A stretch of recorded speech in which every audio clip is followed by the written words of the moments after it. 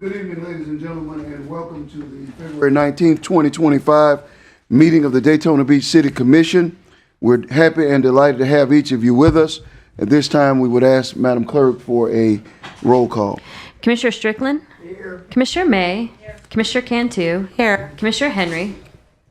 Here. Commissioner Reed? Here. Commissioner Paris? Here. Mayor Derek L. Henry? Here. Okay, we'll now move on to item number 4, which is approval of the minutes of the January 22nd, 2025 City Commission meeting. We have a motion and a second. Do you have any questions or comments? Hearing none, all those in favor, let it be noted by saying aye. Aye. Those opposed, same sign. Motion carries 7-0. This time we'll have our agenda approval. If there are any changes, our city manager will address them. Yes, Honorable Mayor, Commissioners, we're adding to item number 8D, City Manager's Office Mayoral Zone Support, $400 zone support to Spruce Creek High School boys basketball from the funds of Commissioner Paula Reed, $1,000 to T&R Helping Hands Corp. from the Mayoral Zone Support Funds of Mayor Derek L. Henry. We're pulling item number 8K, the Redevelopment and Neighborhood Services Department approval of work order number 039 to conduct a parking study for the Main Street CRA. Item number 9A, Information Technology Systems establishing a cybersecurity related policy for elected officials. The stipend amount is being changed from $25 to $30 for the elected officials to cover the cost of the devices and data plan, and removing the signature page from the policy. Pulling item number 11A, Public Works Street Maintenance Division approval of work authorization number 32 with Sanderson Concrete Construction, Inc., contract number 22461-SCC. That concludes the changes. Agenda with approved changes. All right, we have a motion and a second. No additional questions or comments. All those in favor, let it be noted by saying aye. Aye. Those opposed, same sign. Motion carries 7-0. Okay, we're going to move on to item number 6, which is our presentation. Item 6A is a presentation from the city staff on the upcoming Sesquicentennial of the City of Daytona Beach. Mayor Henry, good evening, commissioners. My name is Julie Varley. I'm the coordinator for the communications and marketing department here at the City of Daytona Beach. I'm pretty excited to be here tonight. I've got a big presentation that our team has worked pretty hard on, and I wanted to start with introducing our team. Got this clicker, so I'll use this tonight. The team that worked on this presentation that I'll be going through tonight was Hazam, Razika, Letitia, LaMagna, Caitlin Prestwood, Charles Smar, and Chad Smith, also alongside their departments. So these are just one individual from a whole department. I'm sure it represents a few other people here. I'm going to pass the mic over here to talk about the Ambassador Committee for our 150th celebration. So as part of celebrating our 150 years, the city staff is recommending that we create what we're calling the Sesquicentennial Ambassador Committee. So we want to create this committee to assist city staff with promotion and obtaining sponsorships or partnerships throughout the city. This committee will provide feedback to the city commission on potential activities and preparations for the city's 150th celebration. The idea that we have at the makeup of the board is going to be residents of the city or business owners or agents of businesses within the City of Daytona Beach. Each commissioner would recruit and nominate one member. The mayor would recruit and nominate 2 members, and the city manager would recruit and nominate a member. And all members would be appointed by you as the board with the city commission. These will be your ambassadors representing you and the city, and it's, like I said, assisting staff for obtaining sponsorships and cultivating partnerships throughout the City of Daytona Beach. Sometimes that's a little bit easier for people that are movers and shakers and in the know, and you guys know who those are. So we're asking you to help us appoint this board and promote these sponsorships throughout the city. The term would be until January 1st of 2027. We're scheduling it for the first meeting that would take place 30 days after the appointments, and the committee would meet as needed, but no less than once a quarter. is what we're planning. And I will bring back a, excuse me, a resolution at the next meeting to establish the board, if that is the will of the commission. And you can see these are some of our sponsorship and partnership goals that we have for this board and for us as staff as well, in order to bring this vision to fruition.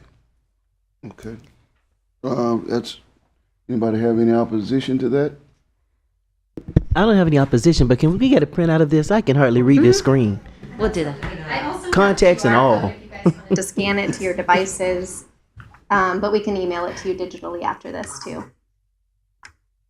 So talking about the timeline, we started planning and discussing this year-long celebration last fall. We hope to have this ambassador committee established by April so that we can kick off meetings in May. We need to start promoting, marketing the celebration at the end of this year so that our celebrations kicks off at the beginning of 2026. So what does this celebration look like for Daytona Beach? This is going to be a year-long celebration, and currently we already have some reoccurring events that take place throughout the year. We're pretty familiar with the Mayor's Fitness Challenge that's taking place right now, our Easter Beach Run that will be its 57th anniversary next year, 56th this year, which is pretty amazing in itself. The Crab and Seafood Festival and our Christmas Parade. These are just a sampling of some of the events that are reoccurring already throughout the city. We want to continue those events, but we would sprinkle a little bit of this 150th celebration throughout these events. So the branding, but then also the messaging. An example would be the Easter Beach Run. Since people have been coming back to this, it's become a tradition for their families. So if we could capture those stories, use those stories to help promote these events. Our communications department was looking at some old videos of these past runs that have taken place here in the city of Daytona Beach, and even just recognizing the shirts that they were wearing over the years was pretty neat for me to see as a graphic designer. It caught my eye, so we could welcome participants to wear their old shirts that they've worn in the past. Also for, these other events, the Mayor's Fitness Challenge, we usually theme the sessions that take place. We could do a similar thing with the Sesquicentennial celebration where we tribute Daytona Beach athletes. Vince Carter would be an example of that. We could also think of iconic landmarks or things that have happened over time to set those themes and set that tone. Outside of these reoccurring events that are already taking place, we wanted to do a weekend-long celebration, kind of like a birthday party for the city. We were established in July 26th. So we were thinking in the summer we could do a Friday, Saturday, Sunday event. We'd kick it off at the bandshell with our concert. This would be free for our citizens to attend. And then Saturday night would be Friends with the Bandshell, their fireworks show accompanied by music, food, vendors could participate. And then we'd end that weekend-long celebration at our Daisy Stocking Park. It's a great venue. We could bring the community there. We already do school drives at the end of the summer, so this would be a good opportunity to continue those drives and have them take place at the end of this weekend. Accompanying that Friday event, that concert that would happen at the bandshell, we thought it'd be great to have a VIP area, a lounge. We'd have personal invitations for those that are attending this celebration. They'd have speeches, acknowledgments. We'd provide refreshments, appetizers, and that would accompany that weekend celebration. So we've talked a little bit about a live event. We'd have those reoccurring events that take place, that weekend-long celebration, but we also wanted to think about some digital campaigns that could take place throughout the year. So working with our IT team, we came up with a couple to show you here tonight. Agents of Discovery is an application that can be used on your phone. Port Orange, their Parks and Rec department, uses this app currently. And it's an augmented reality. So you download the app on your phone, you scan an area, so if you're at a local park, and then it would bring up trivia, facts, challenges, games that you can participate in. This would probably speak to a different demographic than some of those live events might, but we want to reach as much of the community as we can with this celebration. I'm going to click on to the next slide, and our great IT team in the back there is going to help us start this example for the City of Desert Hot Springs. It's in California, but they celebrated their 60th anniversary, and this was an app that they used.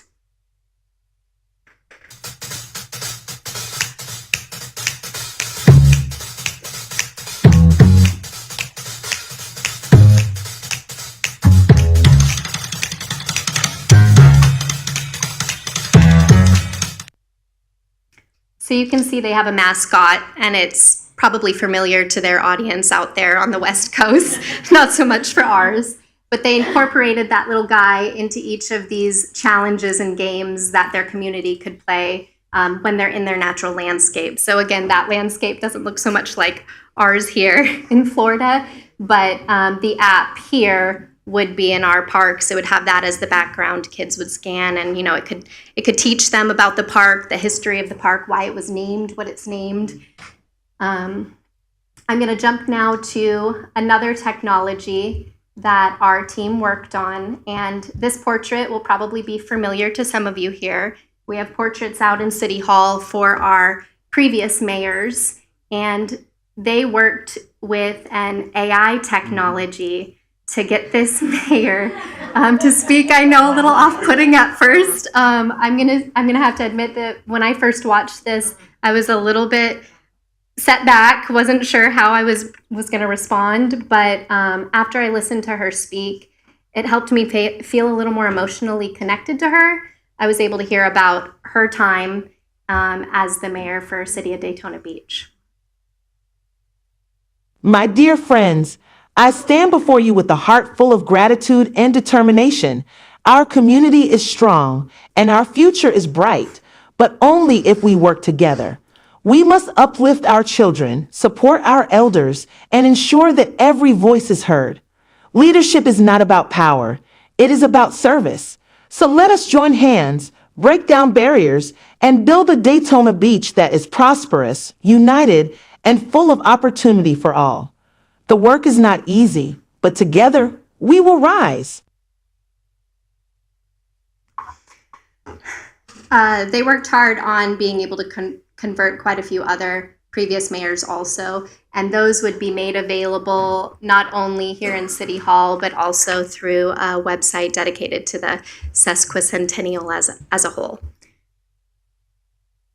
Of course, we have our social media platforms that we're already currently using. We continue to use those social media platforms to promote events, these reoccurring events, that weekend-long celebration, to try to educate the community about that Agents of Discovery app, these AI headshots, or the mayor's portraits, but then also some neat campaigns that we could do throughout the year.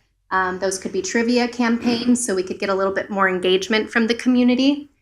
Milestone Monday was a neat idea that came up where we would feature businesses, and this wouldn't have to be, 20 years around. It could be 5 years that they've been running their business here in Daytona Beach, so that we could highlight them and bring people throughout the community, both big and small.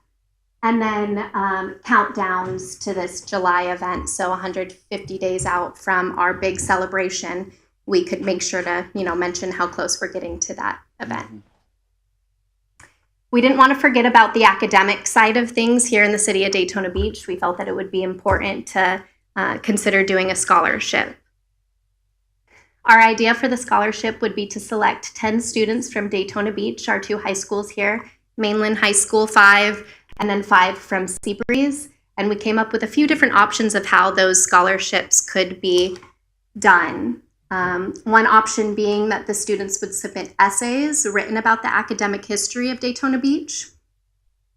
Another option, kind of fun, our intern here actually in the communications department came up with this idea, and we thought it was pretty great, about putting on a pep rally held at each of the schools, and then they would do more of a game, a challenge, a trivia rally, where they'd answer questions about the history of Daytona Beach, and then they'd be selected for that scholarship. Another option, of course, would be similar to the Mayor's Honor Program, where the principals would select their students. They could be awarded with this scholarship through a lunch with the mayor, with you, Mayor Henry. Mm-hmm. we were pretty excited about this celebration, so we came up with a lot of ideas. As you can imagine, we were just brainstorming off the wall. But there were a few that really stood out that I wanted to make sure to mention tonight. This top one here, the happy birthday message from key members of the community, stood out. This could be events that happen at the Speedway, the band shell, the Peabody. This could also be through our Parks and Rec department, the programs that they put on, the summer program.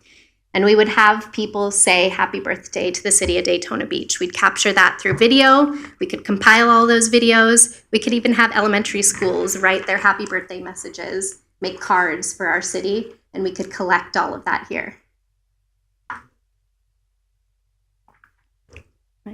I clicked blank, so we'll pause for a minute and bring that back. So how does this look visually? We wanted to create a marketing proposal also to present what the Sesquicentennial branding would look like. And I'm going to pause here so that Tish, you can pass out. This is actually a 3D printed logo, but I'm also going to put the logos up here on the screen.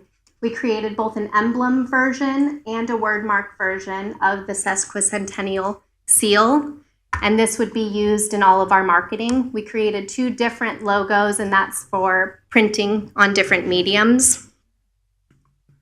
Who made this? That was printed on a 3D printer that our IT department has here on site. So pretty cool. Our staff was able to create those for you here.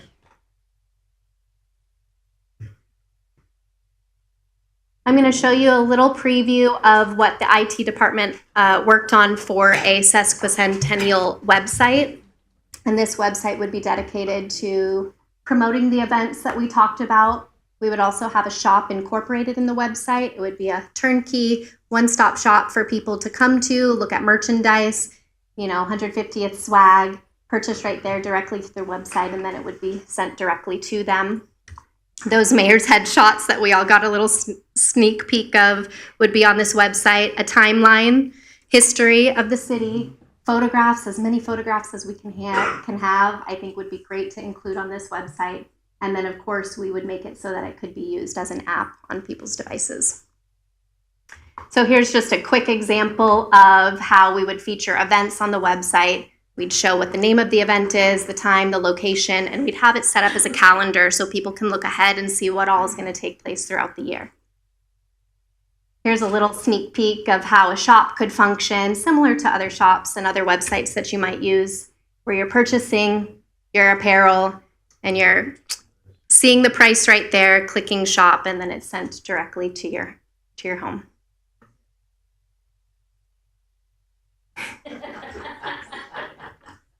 So what does the marketing strategy look like? This is a lot, right? So these are live events. This is a weekend-long celebration. These are 2 different digital campaigns we're having to educate the public about. We want to get them all involved. We want businesses involved. We want schools involved. We want a lot of people to partake in this celebration. This is not just for me, Julie. This is for everybody in the community to be a part of. So we've got to use some digital marketing. We've got to advertise these events, social media, newsletter communications, our website, and then some printed materials also. If we could get that historical timeline on a brochure format to hand out to the community. If there's a mural that could be created that shows that timeline, I think that would be a great spot for people to stop by, take a picture, and learn a little bit about our community. Banners, of course, we could do our pole banners to feature this celebration, but also, our park banner that we hang up. The City of Orlando is also celebrating their anniversary this year, and I know they dropped a big banner in front of City Hall. So if we could do something like that, it helps, highlight that this is a big deal, because it is. That's a lot of years. I have 2 young children, and this is a huge milestone to be at 150 years. And then, of course, the merchandise that we talked about on the website. We'd want to make sure that not only our employees are representing the city, wearing this swag, our police department, our fire department, they wear different sponsored shirts. They're not sponsored, but, for breast cancer awareness and other events that take place throughout the year. If we could get them some Sesquicentennial swag, that'd be great. But also for the community, we want them to be able to wear hats and buy shirts and get cups in their houses so that they can represent the community from home also. So it's been a year-long celebration. We've done a lot, and we wanted to end the year with a published book. And this published book would be a compilation of everything that took place throughout the year 2026, highlighting our history, but also bringing attention to what's happening right now in the city of Daytona Beach. And I know I sped through that. That was a bit of a blur for me, but it was a really exciting project for our team to work on. And I know that there's probably a lot of questions that you each have. I'll make sure that we get the presentation to you in a digital format so that you can skim through it after the meeting. But if you have any questions for me right now, I'd love to. All right. Does anyone have any questions? Commissioner Harris?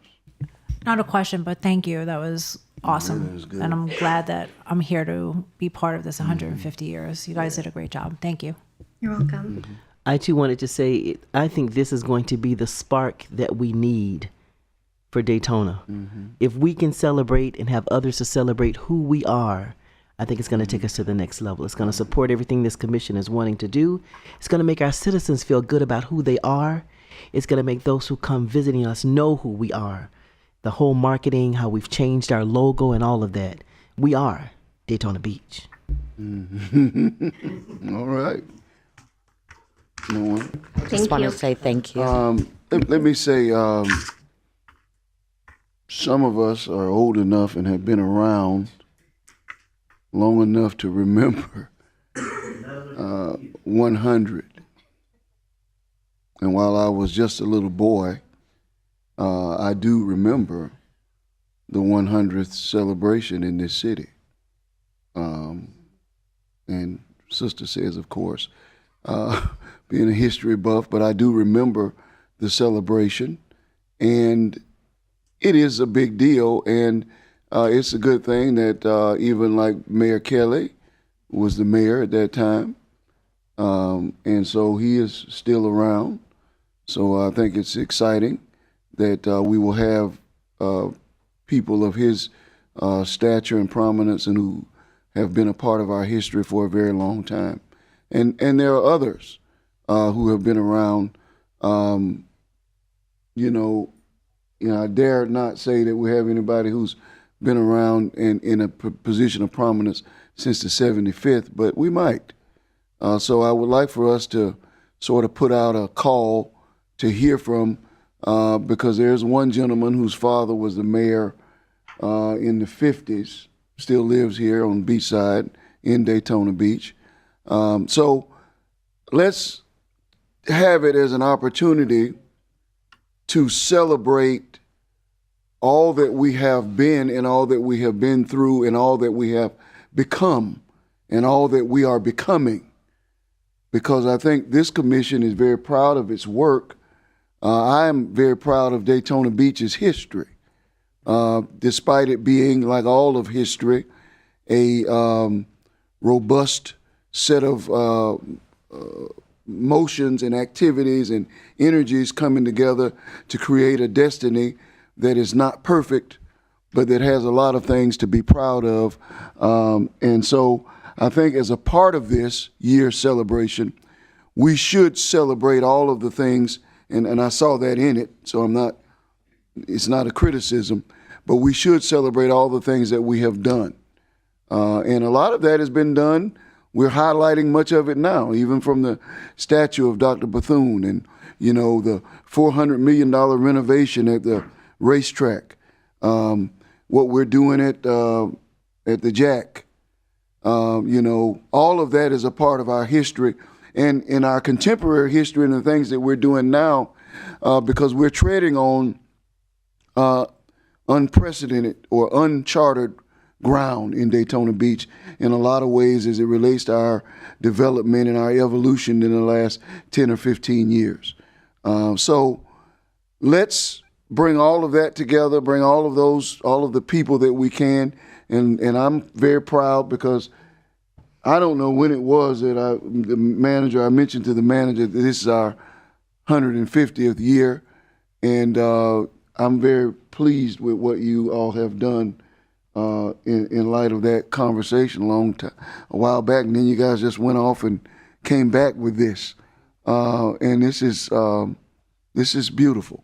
And so, as Commissioner Reed said, I think it's an opportunity for us to truly celebrate, and not only celebrate, but to unite in a time where we have, deep polarization and problems and people having their issues for whatever reasons that they have.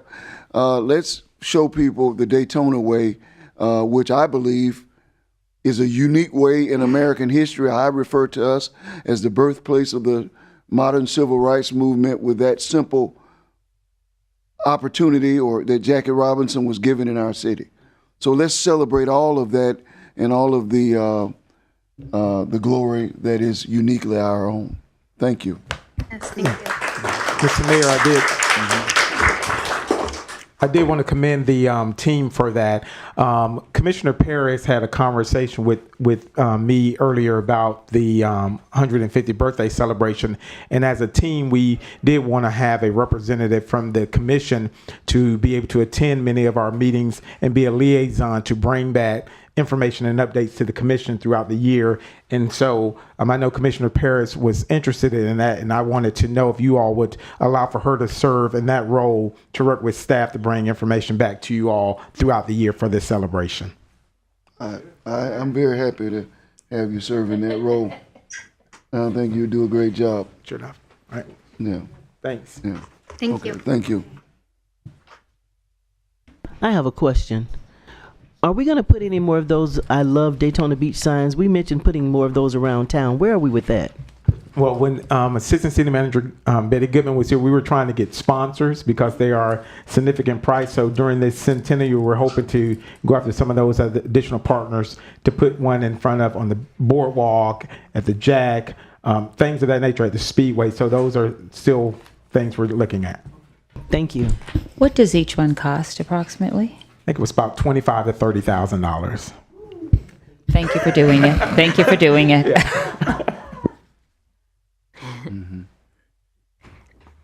Okay, so now we're going to move on to item number 7, which is our citizen comments. And during this time, citizens have the opportunity to address the City Commission on any item on the consent agenda. And it looks like I have one speaker, Mr. John Nicholson. Great job. John Nicholson, 413 North Grandview Avenue. I know you pulled 8K, but we've been waiting on the beachside for this for 25 years. It was promised again in 2003 that we would have it. We have problems every single year on Memorial Day, backups. Some of you have heard what happened 3 weeks ago when the Ocean Center had a sold out, Peabody had a sold out, and people were an hour and a half late getting the performances. This has been going on again forever, all right? We're delaying it again, all right? But I'm asking you, when you ask these people to do this survey, do not have them do the survey on driving on the beach on January, which is what they did the last time. We don't have a lot of traffic on the beach in January. So why sit there and say, oh, there's no problem? Don't have them do the study when nobody's here, which is what we did the last time. So when you look at the parking garage, when we did the expansion of the Ocean Center, all right, they were supposed to add parking. They didn't. The city said, oh, well, it's okay, you don't have to. Well, they should have added an entire parking garage of over 1,000 cars. So we are short 1,000 cars already, all right?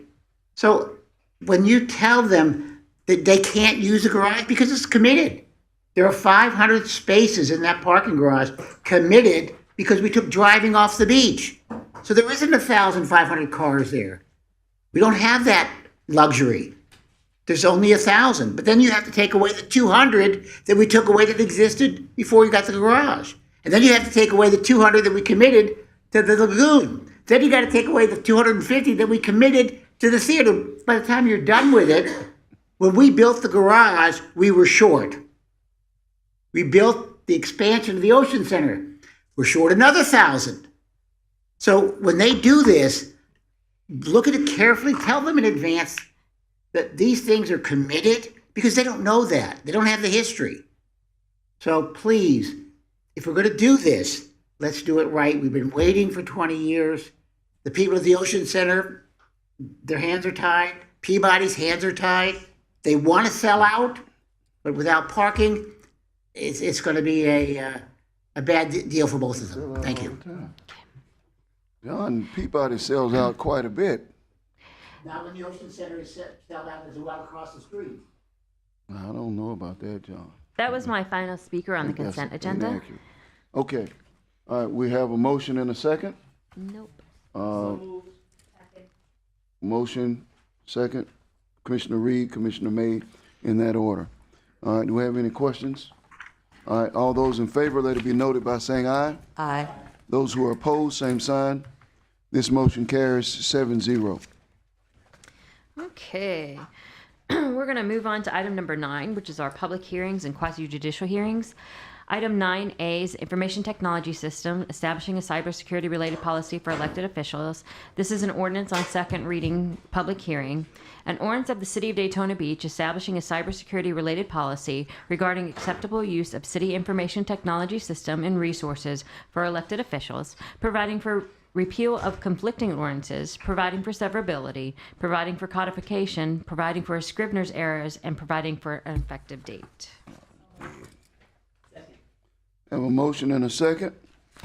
Mayor and City Commissioners, I just want to point out one thing. The manager mentioned when referring to the agenda changes, that with regard to this item, that there was going to be a change in the stipend, Mr. Pietro, I think from $25 to $30. Mm-hmm. So if you've looked at the draft ordinance actually states currently that that stipend would be approved by the commission by resolution. So the change is going to be, I'll revise the draft to say that the initial stipend will be $30 and any future changes to the stipend will be made by resolution. Just in case anybody was confused by that comment, and just to make sure the specific change would be clear. And I have no one signed up to speak as far as public speakers on this item. What? Okay. All right, I know we have commission discussion in place. Do we have a speaker? Come on, Miss Ruby.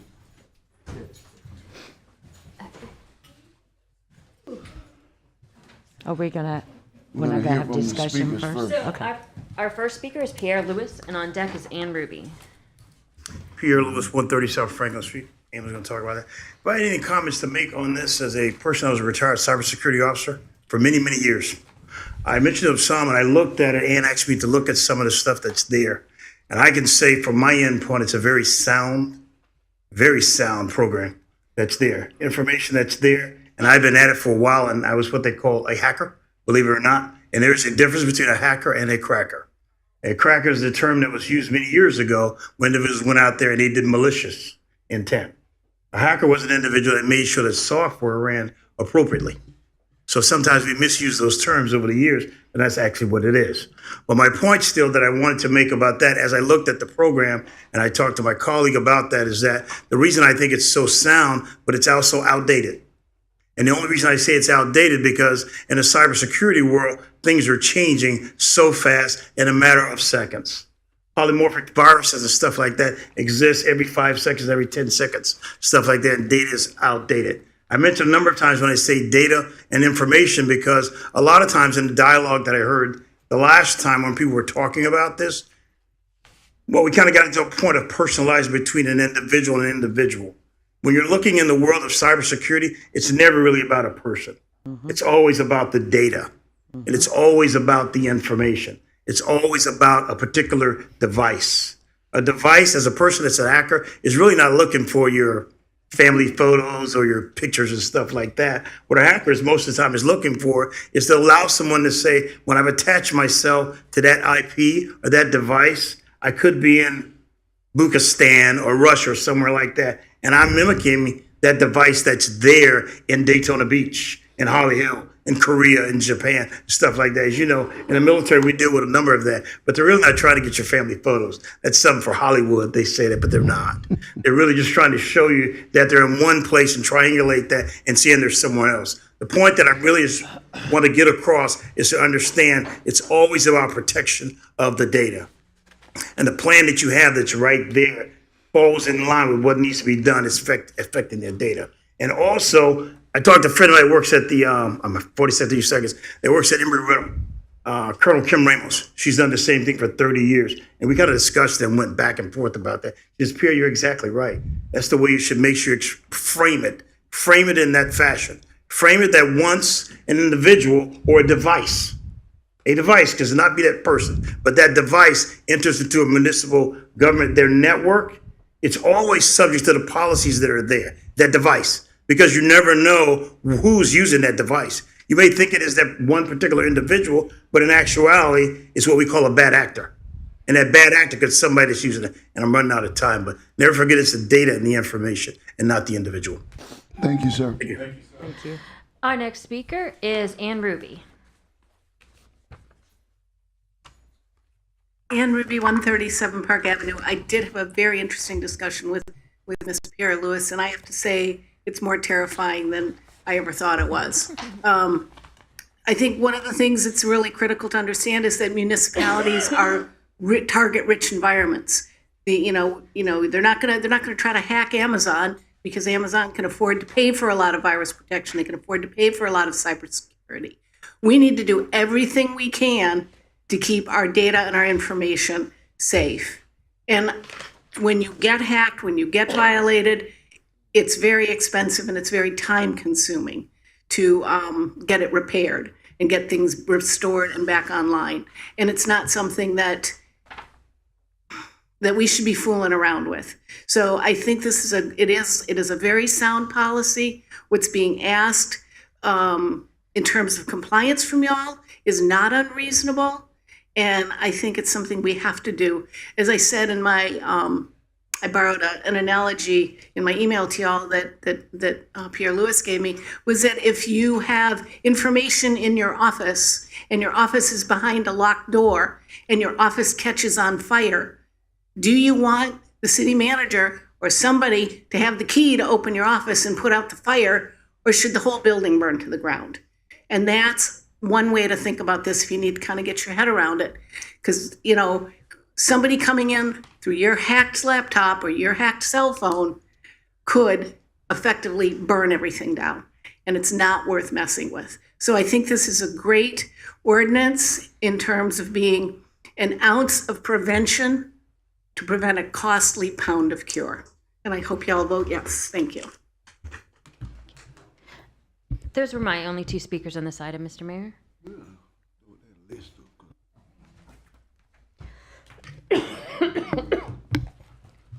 Okay. Who wants to speak first to this item? I will.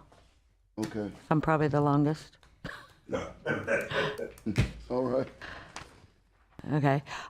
First, I just want to say for the record, I am not against any kind of cybersecurity policy. Actually, I do think one should be in place for the elected officials, and I'm fine with that. There's no problem whatsoever with a cybersecurity policy. But there is a problem to me is regarding the city charter. I took an oath and I'm not going to violate the city charter. I know Mr. Gross, our city attorney, has brought something forward, sent us all, and he doesn't believe we will. I personally believe it will violate. I also will go a step even further with our city-issued tablets and city phones. I believe we shouldn't have any apps on there going on Facebook, iTunes. These are city government. I do not have any apps on anything. I have my personal tablet and my personal phone that I put Publix app, Dunkin' Donuts app, iTunes, whatever, Facebook. So I don't mind having a policy on ourselves as the commission. The mayor already has executive power if something happens like COVID. he has executive power to sign something already. So we pay the manager big bucks as well. If there was something happening in cybersecurity, just like Mr. Pierre Lewis has said, it's not going to happen with one tablet. And the manager has the authority to call, that's his job, to call the mayor. The mayor signs it. We don't have to wait for a commission meeting. The mayor can give the power. Yes, take it down. We can call a special meeting, shade meeting, whatever it is. But where I'm getting from, I disagree with our city attorney, and I'm not sure if anybody is familiar with Liberty Counsel. They're a big Constitution lawyers, a big firm. They have offices in D.C., Florida, and Virginia. Mr. Stemberger, some of my colleagues might know him. He actually grew up in Daytona and went to school here. I'm going to just give you a little history on him before I go further. He is the president of the Liberty Counsel Action, AV rated, legal and policy over 35 years, 1992 political director for President George Bush. Governor Jeb Bush twice appointed him in the Judicial Circuit Court of Florida, served 8 years, appointed to serve on the Florida Constitution Revision Commission, 2017 Council of National Policy, member chairman of the board of Webb Family Services in Baltimore, Child Welfare Agency with foster care, support services, drug abuse, counseling, child and family services, admitted to the U.S. Supreme Court, U.S. 11th Circuit Court of Appeal, U.S. Federal Court, Middle District of Florida. He went to DBCC, graduate, United Way rep. So I can go on and on. He has a huge list. Okay. Well, I actually contacted him, and like I said, he is a senior counsel for the Liberty Counsel, and you can go ahead and put the first one up. I contacted him with all the information. I sent over Mr. Gross's thing he sent to us as well. You can go to the next slide. And his Associate Vice President of Legal Affairs, Mr. Daniel Smith, this is what he wrote to John and sent over to me. It says, Florida Local Government Cybersecurity Act, Florida Statute 282.315 only provides the local governments must enact cybersecurity policy, but it does not specify the exact requirements of the policy. Florida Statute 282.31854A. Each local government shall adopt cybersecurity standards that safeguard its data, information technology, and information technology resources to ensure availability, confidentiality, and integrity. The cybersecurity standards must be consistent with generally accepted best practices for cybersecurity, including the National Institution of Standards and Technology Cybersecurity Framework. Nowhere in the statute or in the related I've already lost my line. Say, State Cybersecurity Act, Florida Statute 282.318, does it require having a policy in place that permits a single individual to have unlimited or unbridled discretion to shut an entire government communication network down at will. The State Cybersecurity Act only provides that there should be a protection procedures to manage the protection of the agency information data and information technology resources. Florida Statute 282.318 3C4, but does not require implementation, of the specified policy. Daytona Beach Charter states, to its provisions and subject only to the limitations imposed by the state constitution and by the charter. All powers of the city shall be vested in an elected commission, which shall enact ordinance, adopt budgets, determine policies, and appoint the city manager who shall execute the laws and administer the government of the city. Charter, what is that? I'm not sure, 3. The commissioners get to set this. I'm sorry, I'm losing my tablet just went out. Hold on. I don't know where I lost. Okay. Commissioners get to set the city policies, and the city manager executes them. The city manager does not get to set what the city policies is and execute it according to his desires. That gets the procedure exactly backwards. More specified in 6 Section 28 that Mr. Gross has put in front of us, which is referenced that the communication you sent me, the powers and duties of the city manager are further restricted to only those things the commission puts in place. It states the city manager shall be responsible to the commission for the proper administration of all affairs and departments of the city government, including the police, the fire departments, and shall carry out the ordinance, policy, and regulation adopted by the city commission. I see nothing in the charter of the Florida statutes that requires imposition of anything on elected officials.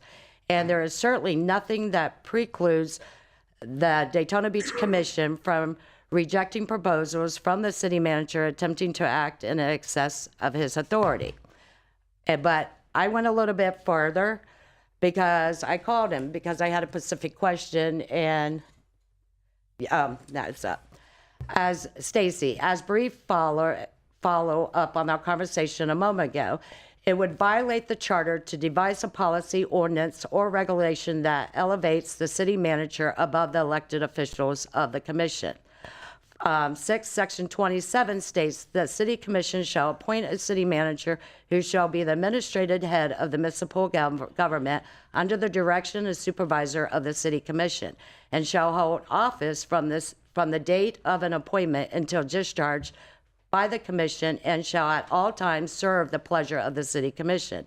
You cannot serve at the commission's pleasure and be an authority of them.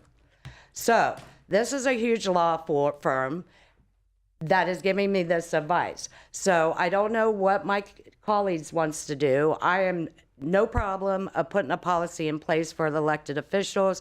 And it goes a step further if we do put a policy, because elected officials are the body. If I'm out of the seat, it carries on to the next commissioners unless they have a meeting and decide they don't want it. So I am just not going to vote and violate my city charter and the oath I took and give the city manager authority over the elected body. And that would be whatever you guys do, but I know how I'm voting.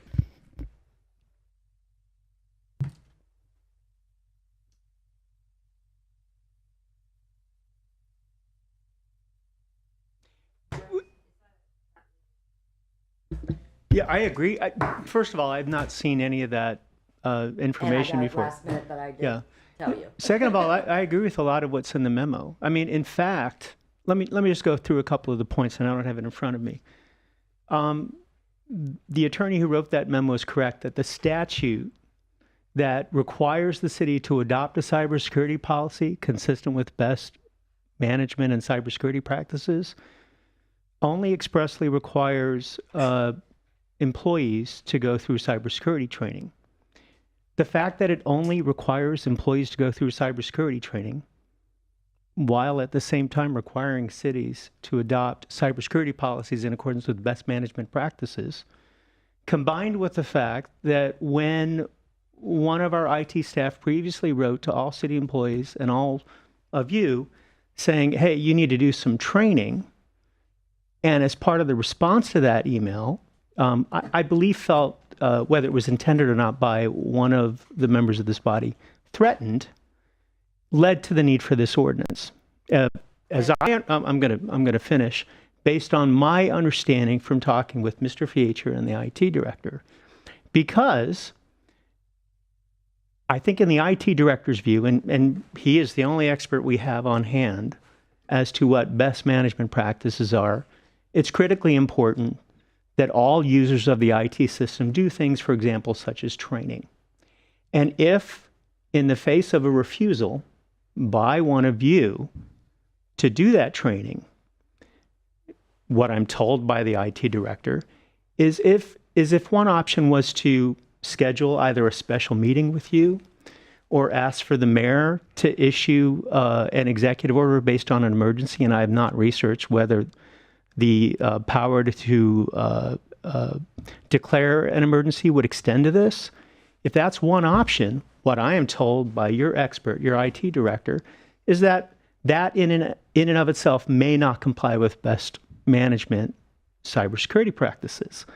Now, certainly, Commissioner Cantu's already stated that the statute would allow the manager or designee to shut down the system in case of a cyber attack. However, my understanding of best management practices in cybersecurity is that those practices may require somebody's access to be removed before there's an attack, when there may not be an attack.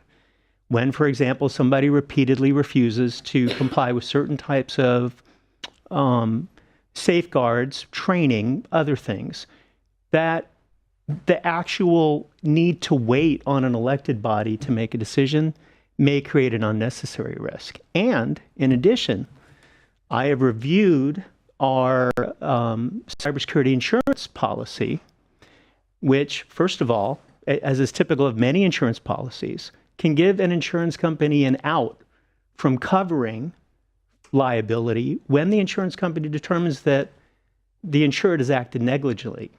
One standard for determining negligence is whether you've complied with standard industry practices. The industry at issue is not local government, it's corporate organizations of all stripes. So, not complying with best management practices may expose us to a situation where we don't have coverage in the event of cybersecurity attacks. In addition, our particular policy has a deductible. That deductible is based on a scale consisting of the number of days that we have, maybe in a certain instance, failed to comply with best management practices. The deductible gets higher the longer the delay. So I'm not a cybersecurity expert, but your cybersecurity expert is concerned that having to wait until you as a city commission make a decision that one of your members' access should be temporarily suspended itself creates cybersecurity risks. And in light of past conflicts between one of the members of this elected body and administrative staff,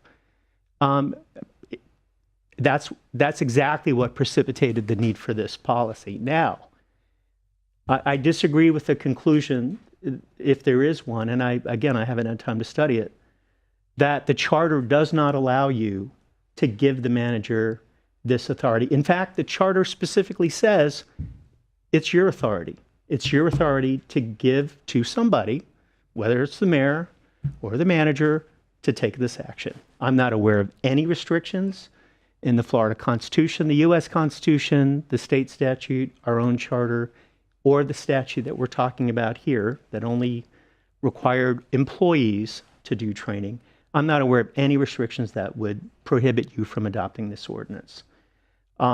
When Commissioner Cantu mentioned to me earlier today that she was going to be talking with these attorneys, I offered to participate in a discussion because, whatever else happens, I don't think it's a particularly excellent result to be in a situation where there's a lawsuit between one elected official and the government. But at the same time, based on what I've seen displayed on the board, I don't think there's a need for you to wait. I'd be happy to have further discussions with Commissioner Cantu and the attorney to see if there are changes that they would like. I don't think it's necessary. I'm confident that this ordinance would be legal. Thank you. Okay, I like to, can I rebuttal on this? Okay, if you don't mind, what he just said, because he was referencing. I'm going to let you rebut, Okay. but I need to ask this question because I've already forgotten. So we can create this ordinance if instead of the manager having the authority, is the suggestion from Commissioner Cantu from the last commission meeting is that authority would maybe be in my hands? Is that what at the last meeting she said that? Is that permissible? Mayor, my recollection is that the suggestion was that instead of delegating it to the manager, it be delegated to the IT director. I haven't had a chance to research this issue. I actually think it could create a problem because well, I'd have to research that further, and I don't want to go into details on why I think that could create a problem. But I think that anytime the commission's taking authority and delegating something that arguably you should also you should be exercising in a group. The idea is you may have to exercise that in a sunshine setting in a public meeting that has to be scheduled. In contrast, the charter already provides the manager with administrative authority. Yes. Your decision to authorize him would just be clarifying a provision of the charter that may arguably right now give the manager authority, but that authority has been put into question by past conflicts.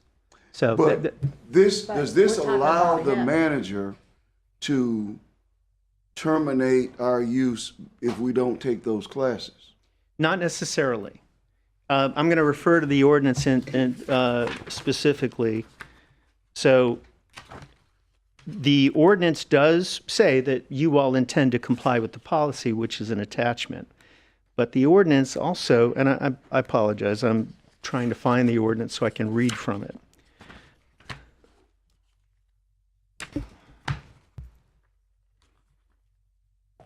Would you like me to send it to you? No, it's here. I've got all of the ordinance printed, Commissioner. Okay, here we go. The ordinance makes it clear that the manager cannot, or designee, cannot suspend access merely because of a violation of policy. The standard is, does the violation, I'm going to read from the ordinance.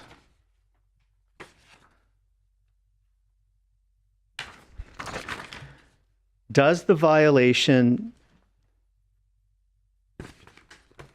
make it reasonably necessary for the manager to take action to protect network resources from cybersecurity threats? Is there an immediate threat, an imminent threat, or to comply with cybersecurity best practices?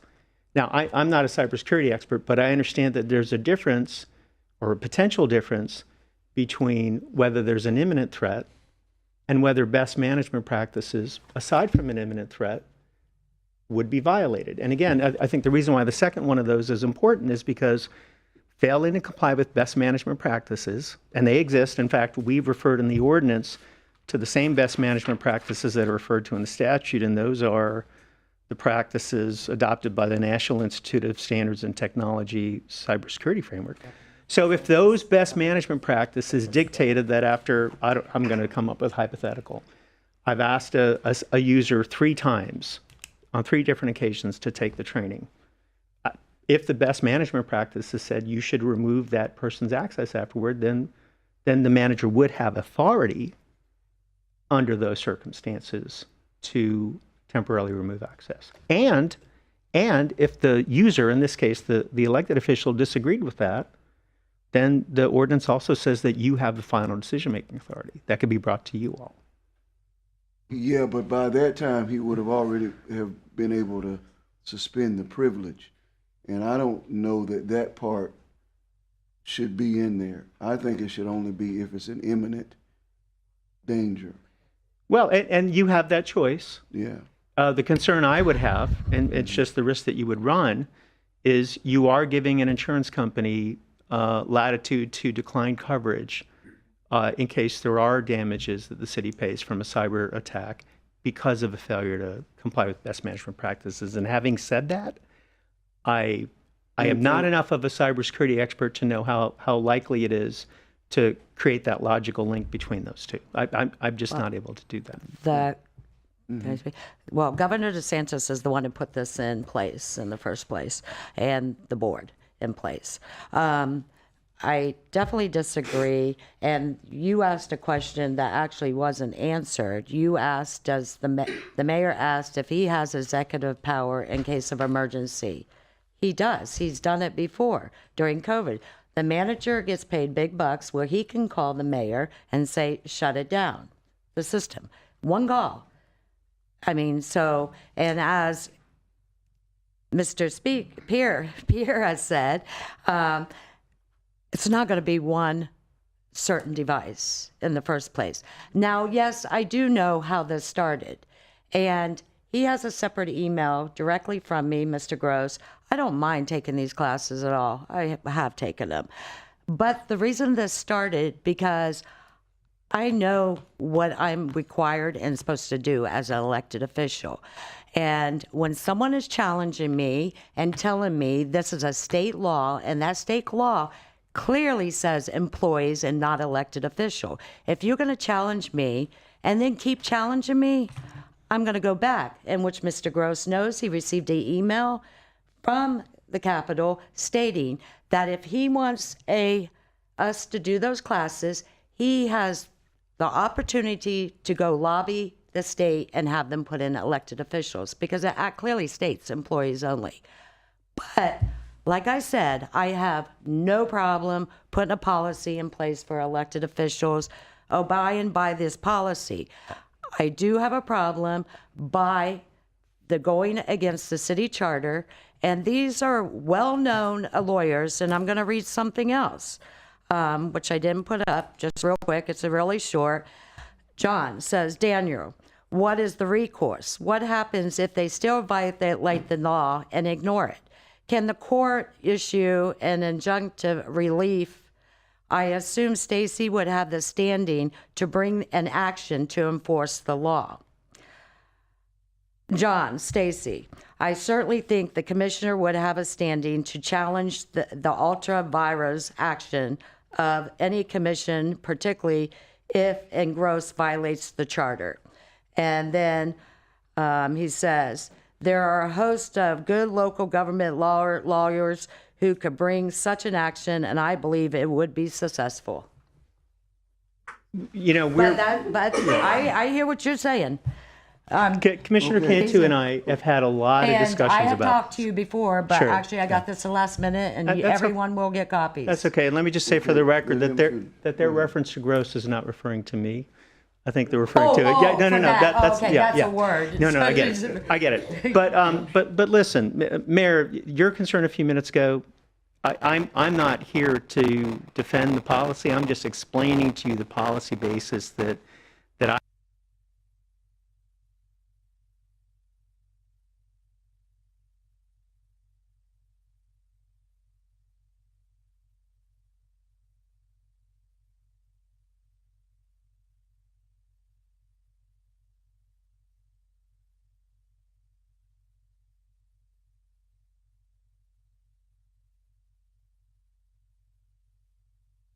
Suspend access in order to protect the network resources from cybersecurity threats, and to delete, comply with cybersecurity best practices. You have authority to do that. You do. You absolutely have that authority. We still have authority. I mean, without breaking the charter and not giving the manager authority, and giving the mayor, who has the executive power as well. Commissioner, let me finish, because I wasn't finished when you interrupted me. Mm-hmm.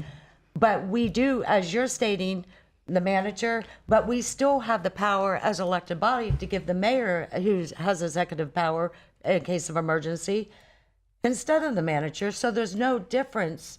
What you're saying, give the manager, but giving the mayor. The manager can call the mayor with one phone call. We could have a backup. If he doesn't get a hold of the manager, whoever's the vice mayor at the time, he calls if the manager, and that could be put in that policy. The only thing I don't know, because I haven't had the opportunity to research it, is whether the scope of the statute that deals with the declaration of public emergencies would cover these events. I don't know the answer to that. Certainly, if it does, then that would be an alternative. I can't imagine that it's not, because cybersecurity constitutes a public emergency. Correct. I don't know how it does. Yes. Mayor, I would want to read the statute and just verify it. Okay. But look, going back to the initial question, I disagree that the ordinance as written is illegal. It would be legal. You're not obligated to adopt this ordinance as written. You're not obligated to adopt this as an ordinance. You could give the same effect by adopting it as a resolution. Staff thought that this would be better as an ordinance because it would be codified, it would be in the code book, it would be clear, it would hopefully avoid disputes. It obviously hasn't done that. You all have a lot of discretion here, but notwithstanding... What's the difference in a resolution and an ordinance in this sense? Well, I don't think there's a difference in effect. I mean, this isn't anything that's going to result in potential criminal penalties like an ordinance would that says, you know, you can't encroach in a setback or you can't jaywalk. The purpose that staff told me was behind doing this as an ordinance is it gets in the code. And if there's future commissions and future managers, it's more easily found. And there's no disputes as to what's what. But no, this isn't required to be adopted as an ordinance. And frankly, Commissioner, I think you and I talked about this because, you know, I was trying to make sure I understood exactly what your concerns were. I don't think if this were drafted as a resolution with the same language, I don't think that would relieve your concerns, correct? I'm actually okay with elected officials putting this policy in place. And I've repeated it over and over. I'm okay with us having a policy in place, but we are the elected body over the manager, and it violates our city charter. I know you disagree, but I have lots of lawyers that agree with me. Okay, it violates our city charter. The mayor has the executive power in case of emergency, and he has the power. The manager can call him and turn it off. If there's something that they can't get a hold of the manager, just like I said, we're still covered, whoever the vice president is at the time. Then we call emergency meeting, shade meeting, whatever it has to be, and we discuss what is going on. Which if we're getting hacked in the first place, I'm sure they're getting ready to call emergency meeting. Or we got a ransom going on. I keep repeating, just like he said, it's not going to be one specific tablet. All we do is communication back and forth on our tablets. We have, if you look at that statute as well, it actually states all high level, we don't have any of that. We don't have bank accounts, we don't have nothing. Everything we do in communication is public records in the first place. I mean, everything on our tablet is public record. So, I mean, I'm okay, I keep repeating this, with a policy. I'm okay to take these classes. The only reason it was challenged and I won, and he received it, because it was for employees and not, don't tell me something that is not true. Because if I know it's not true, I'm going to challenge it. But he has an email sent directly to him that states, I will take those classes, I do not mind. I just do not want to be challenged and told it's a state law for elected officials.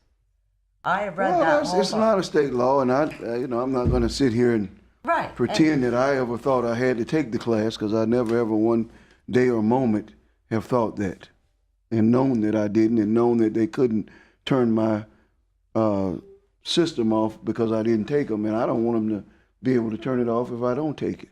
So that's why I'm not in favor of that part of the ordinance.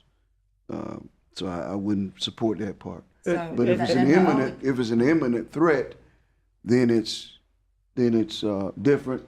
But can you weigh in on the proposition that she's making as it relates to if this authority were, if we had an issue and I were to declare a state of emergency to turn off someone's access? Can I just say, if we are the elected body, we make the decisions. If we give you the power to turn us off. We can't necessarily do that, though. We can't just give me a power because I'm not the administrator. We're giving the manager a power. But I'm not the administrator. Okay. I'm not the day-to-day administrator. You already have executive power. But that's in the case of an emergency. Correct. This would be emergency. Well, Mayor and Commission, I don't know the answer to that. I could certainly research it. Yeah, and I could get back to you. I just don't have the answer to that. Okay. Yeah.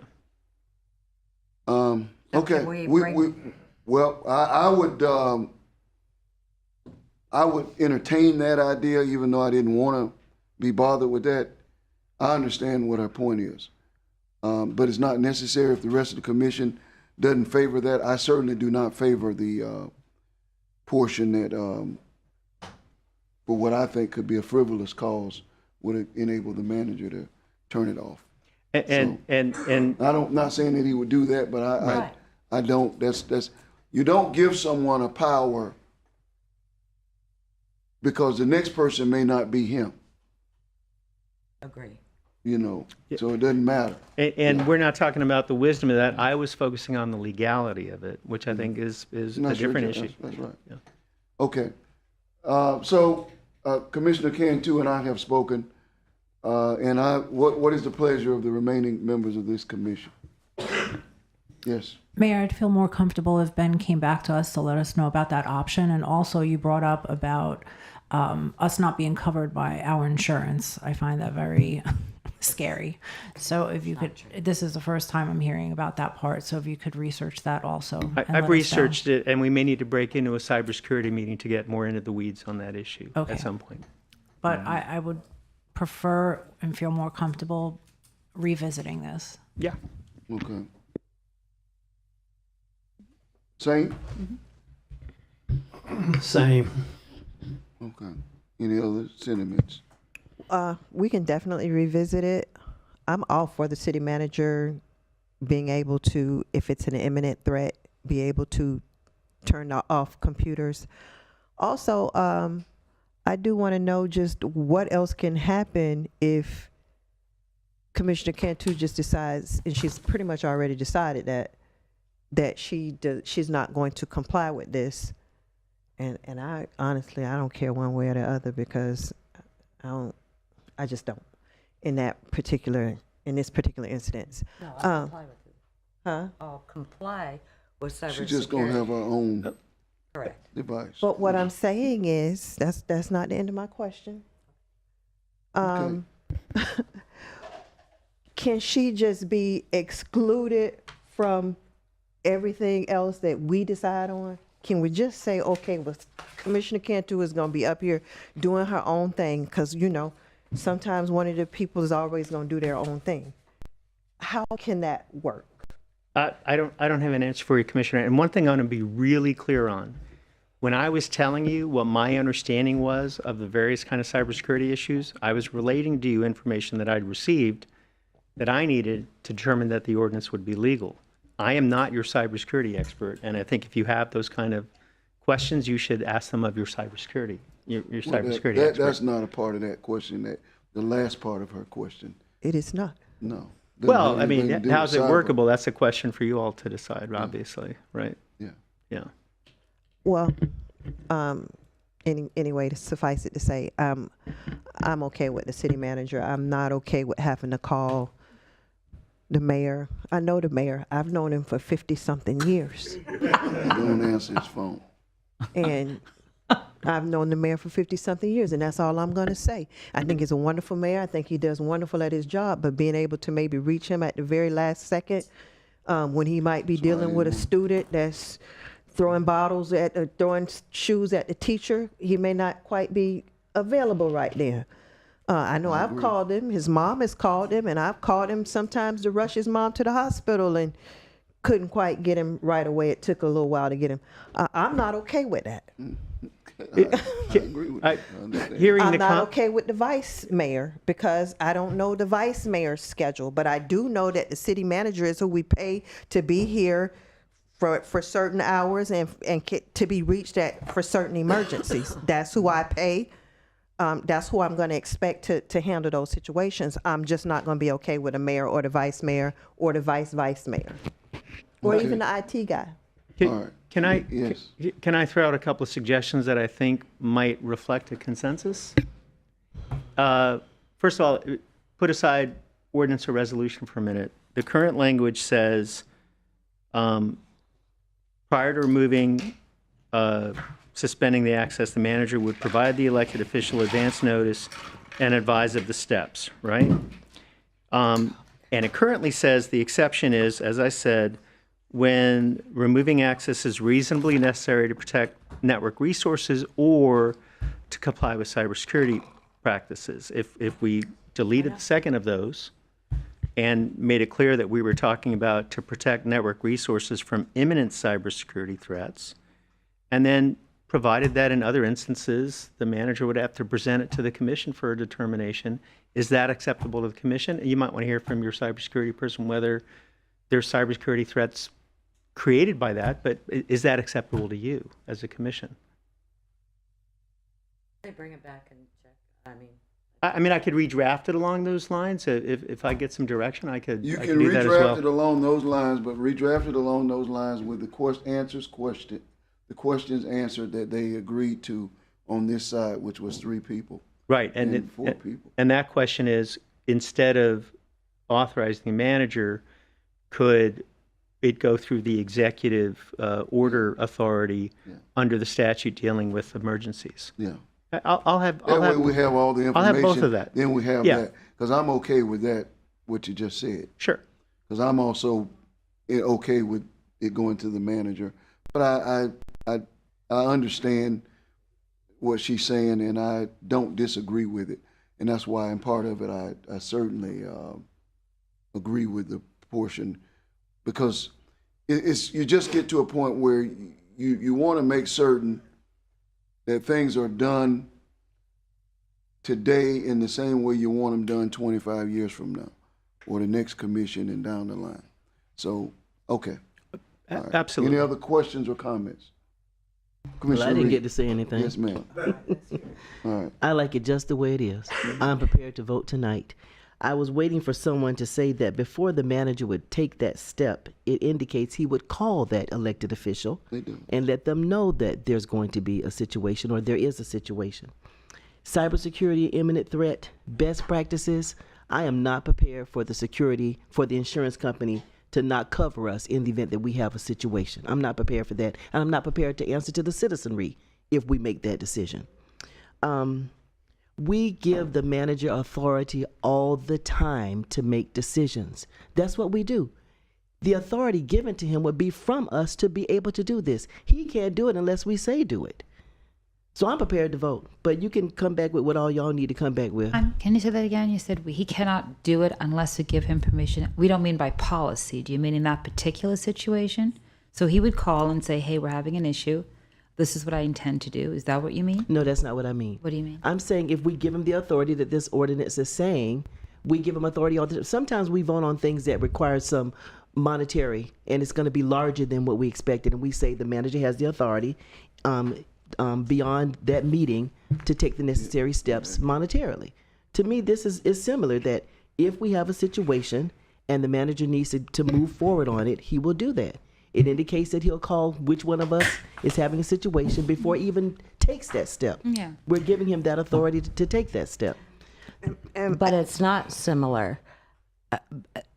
You're not It's similar to me. You're not. I might be similar to you, but it's not similar. You're not getting the point to what I'm trying to express.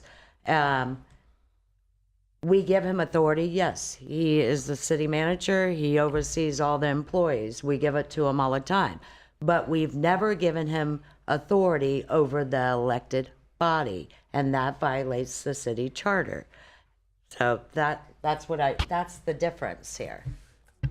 I don't think it's over the elected officials. It's the elected officials saying, if we're in imminent danger of cybersecurity, and if we're messing up best practices of the internet, then you have the authority to call that person if they're messing up, and you have the authority to shut that particular computer off. Nobody ever said, and you've said this a couple of times, that it's going to be more than one computer. It could be one computer. In fact, after our last meeting, the next day, the governor had to do something with the health department, if I'm not mistaken. It was like $900,000 because they had been hacked. So it's happening, people. And the longer we take to decide whether we're going to do something about this or not, we allow ourselves to be potentially in danger. And yes, I agree. Governor DeSantis did put this law and has put that cybersecurity team together. But we are giving the city manager, and it violates the charter. I'm not going to say anything different. The elected body has the power, yes. And okay, we're being I think the majority has already spoken in terms of making it come back in the form that they have. One other request, yeah. and that is, when we do this, I don't know if we have to do this in private, see the portion of the insurance that says this is what happens. Absolutely. Can you send that to all of us so yeah. we can see it in writing and know that this is what it is and know that this is what we see to be true? Sure. Okay. What would Thank the you. what would the new languaging sound like, do you think? Like, what would the intent be when you come back of the new languaging? Just curious. Well, based on what I think most of you were saying, it would, Call my mama.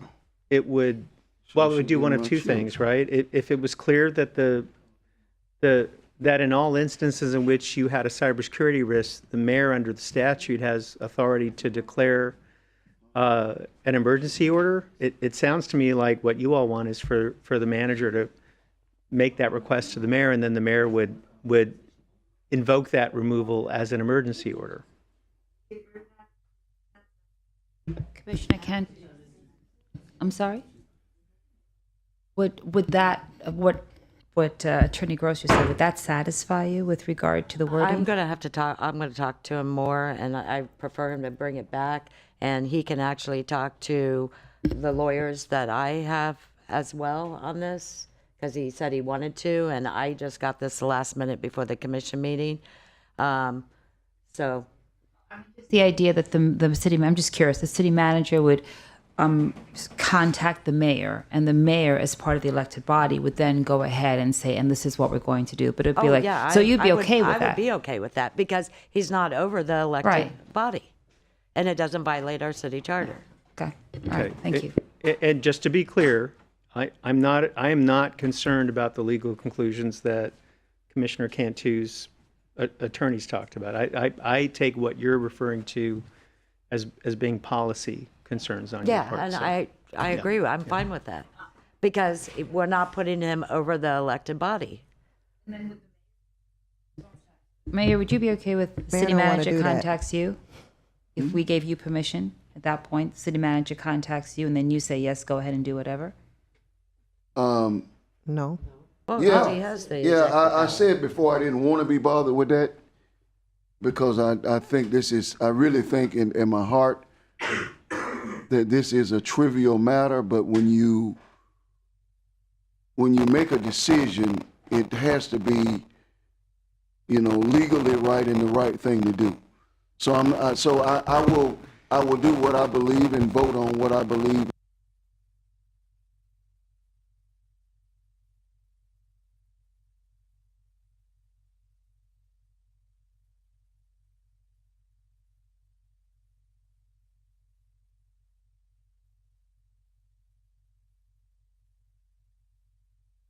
So, I mean, I'm obviously in favor of policy.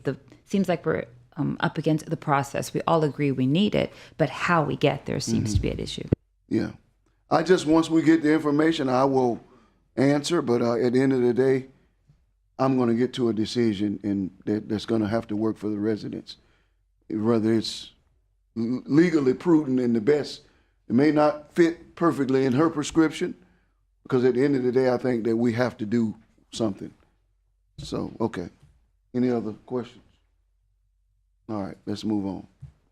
We do have to make a motion. Ben, we had a extend that. motion and a second. We need to amend that to bring it back. Or just Or let just- the motion die? If you let the motion die, I think what you'd be moving to do is table this. Okay. All right, as long as that's it.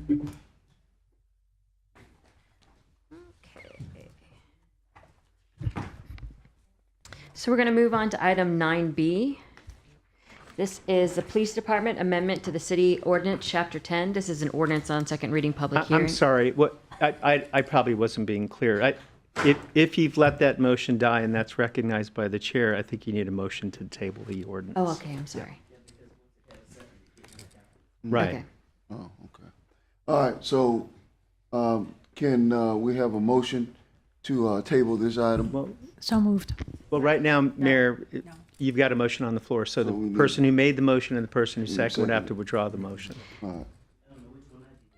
Yeah. Commissioner May was the motion and Commissioner Reed was the second. Move to amend the motion.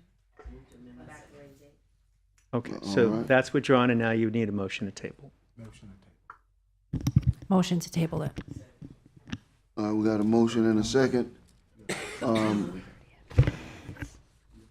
Do we have to have public input to table something? No. I didn't think so. Okay. All those in favor, let it be noted by saying aye. Aye. Those in opposition, same sign. Motion carries 7-0. All right. I'm sorry. So we're going to move on to 9B, which is the Police Department Amendment to the City Ordinance Chapter 10. This is an ordinance on second reading, public hearing. An ordinance amending Section 10-2 of Chapter 10 of the City Code of Ordinances, creating Section 1010 and 1011, clarifying evidentiary requirements related to alcohol beverages and enhancing existing restrictions on off-premises consumption of alcoholic beverages, repealing all ordinances or parts of ordinances in conflict herewith, and providing an effective date. So moved. Got a motion, Commissioner Paris, second from Commissioner Reed. I have no speakers on this item, Mr. Mayor. All right. All those, do we have any questions or comments? All right. All those in favor, let it be noted by saying aye. Aye. Those opposed, same sign. Motion carries 7-0. Okay, we're going to move on to item 9C. It's the Growth Management Planning Department. Add auto sales and rentals to RDM 5 LDC text amendment. This is an ordinance on second reading, public hearing. An ordinance amending the Land Development Code to table, an ordinance amending the Land Development Code Table 5.2.A.3 and Section 5.2.B.19 to add sales or rental of light vehicles as a permitted use in limited areas of the RDM 5 zoning district, repealing all ordinances or parts of ordinances in conflict herewith, and providing an effective date. We got a motion from Commissioner Strickland and a second from Commissioner May. And I have no speakers on this item, Mr. Mayor. All right. All those in favor, let it be noted by saying aye. Aye. Those who are opposed, same sign. Motion carries 7-0, sorry. Okay. Moving on to item 9D, it's Growth Management Planning Department to add self-storage or mini warehouse facility uses in BR2 zoning district. This is an LDC text amendment. Ordinance on second reading, public hearing. An ordinance amending the Land Development Code, Table 5.2.3, 5.2.A.2 and Section 5.2.B.23 to add the self-storage or mini warehouse facility use as a permitted principal use in Business Retail 2 zoning district, subject to use specific standards, repealing all ordinances or parts of ordinances in conflict herewith, and providing an effective date. So moved. We have a motion and a second. And I do have Megan Smith here for any questions about this particular Land Development Code. Okay. All right, yes, do we have any questions for Ms. Smith? All right, no And I'm sorry, questions? who was the second on that? It was Paris was the motion and May? Okay, yeah, thank May. you. All right, all those in favor, let it be noted by saying aye. Aye. Those opposed, same sign. Motion carries 7-0. Okay. We're going to move on to item number 10, which is our introduction of ordinances. Item 10A is the redevelopment neighborhood services essential housing linkage fees. This is an introduction of an ordinance on first reading. An ordinance establishing an affordable housing linkage fee for the purpose of increasing the supply of affordable housing in the city, adopting findings of the Workforce Housing Linkage Fee Nexus Study prepared by Strategic Planning Group, Inc., establishing process for providing development incentives to offset the cost of linkage fees, where required by Florida Statute Section 166.0415. Repealing all ordinances or parts of ordinances in conflict herewith, and providing when this ordinance shall take effect. Are there any questions or comments from the commission on this item? Oh, okay. I didn't know. Yes, sir. Mr. Mayor, City Commission, Ken Thomas, Director of Redevelopment. As you consider the first reading of the this ordinance and the second reading coming thereafter, we have partnered with the Florida Housing Coalition to help us with adoption of the trust fund, as well as providing assistance with the implementation of the linkage fee if adopted by this board. And so we have the executive director here tonight from the Florida Housing Coalition to give us just a brief presentation. Oh, great. Mr. Nesbitt. Good evening. And I'll be very, very brief, just to kind of put this into context as to work that we've been doing with the team. I want to thank Ken and Yolanda and the whole team. They've been a pleasure to work with. So we were contracted to work with the team on the whole trust fund process. And so this part is, I know you've already established it, the trust fund ordinance, and now this is the linkage fee to put some funding into that. And so I'll just skip all of that. So the first part of our engagement was to provide a memo to the staff on implementation of the linkage fee, commitment of local revenue. So basically looking at the different funding sources to fund this trust fund. And so this is what that memo covers. And so we covered all the different sources. And I know you all are here tonight to talk about the linkage fee. And so just kind of putting that in context, it really is important that you're looking at this linkage fee because what it does, according to the memo, is provide that level of predictability in the recurring revenue that goes into the trust fund. And so that's really what this is all about. And so in that memo, if you've seen it, we looked at a lot of municipalities here in the state of Florida that have done similar things, as well as the other parts of the country, to give you a comparison so that, first of all, you're not alone in doing this and that other folks have done it. So you can compare kind of what they've done to what you're planning to do. And so in addition to the linkage fee, we do talk about general revenue, proceeds from city-owned sales of city-owned property, in lieu payments from a density bonus program, CRA funds. And so there are lots of different ways that you can fund the trust fund. The first one you're looking at here is the linkage fee, which we think does provide a good foundation for that trust fund. So in addition to the linkage fee, we did want you to think about, some other things. I know you're talking about the linkage fee, which is very good. We know that, commercial development does provide that link or that need for additional affordable housing based upon the types of jobs that it does produce. But in addition to that, don't want you to forget that, you can supplement that linkage fee as well with sources from general revenue. If you know about our SHIP funds, for example, our state housing trust fund, it is tied to a dedicated revenue source, and that does go up and down, and it's kind of tied to the market. So, when the market is high, when prices are high, we have more collections, we can put more money into housing, and the same can happen with your linkage fee. As your development cycles go up and down, those collections go down, but we know that the need for housing is still there. And so, to think about ways to also supplement that linkage fee as well.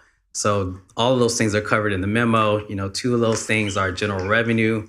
And here are some examples of some other folks that have done that. Hillsborough County, Fort Myers, and they all kind of look at different ways to do that.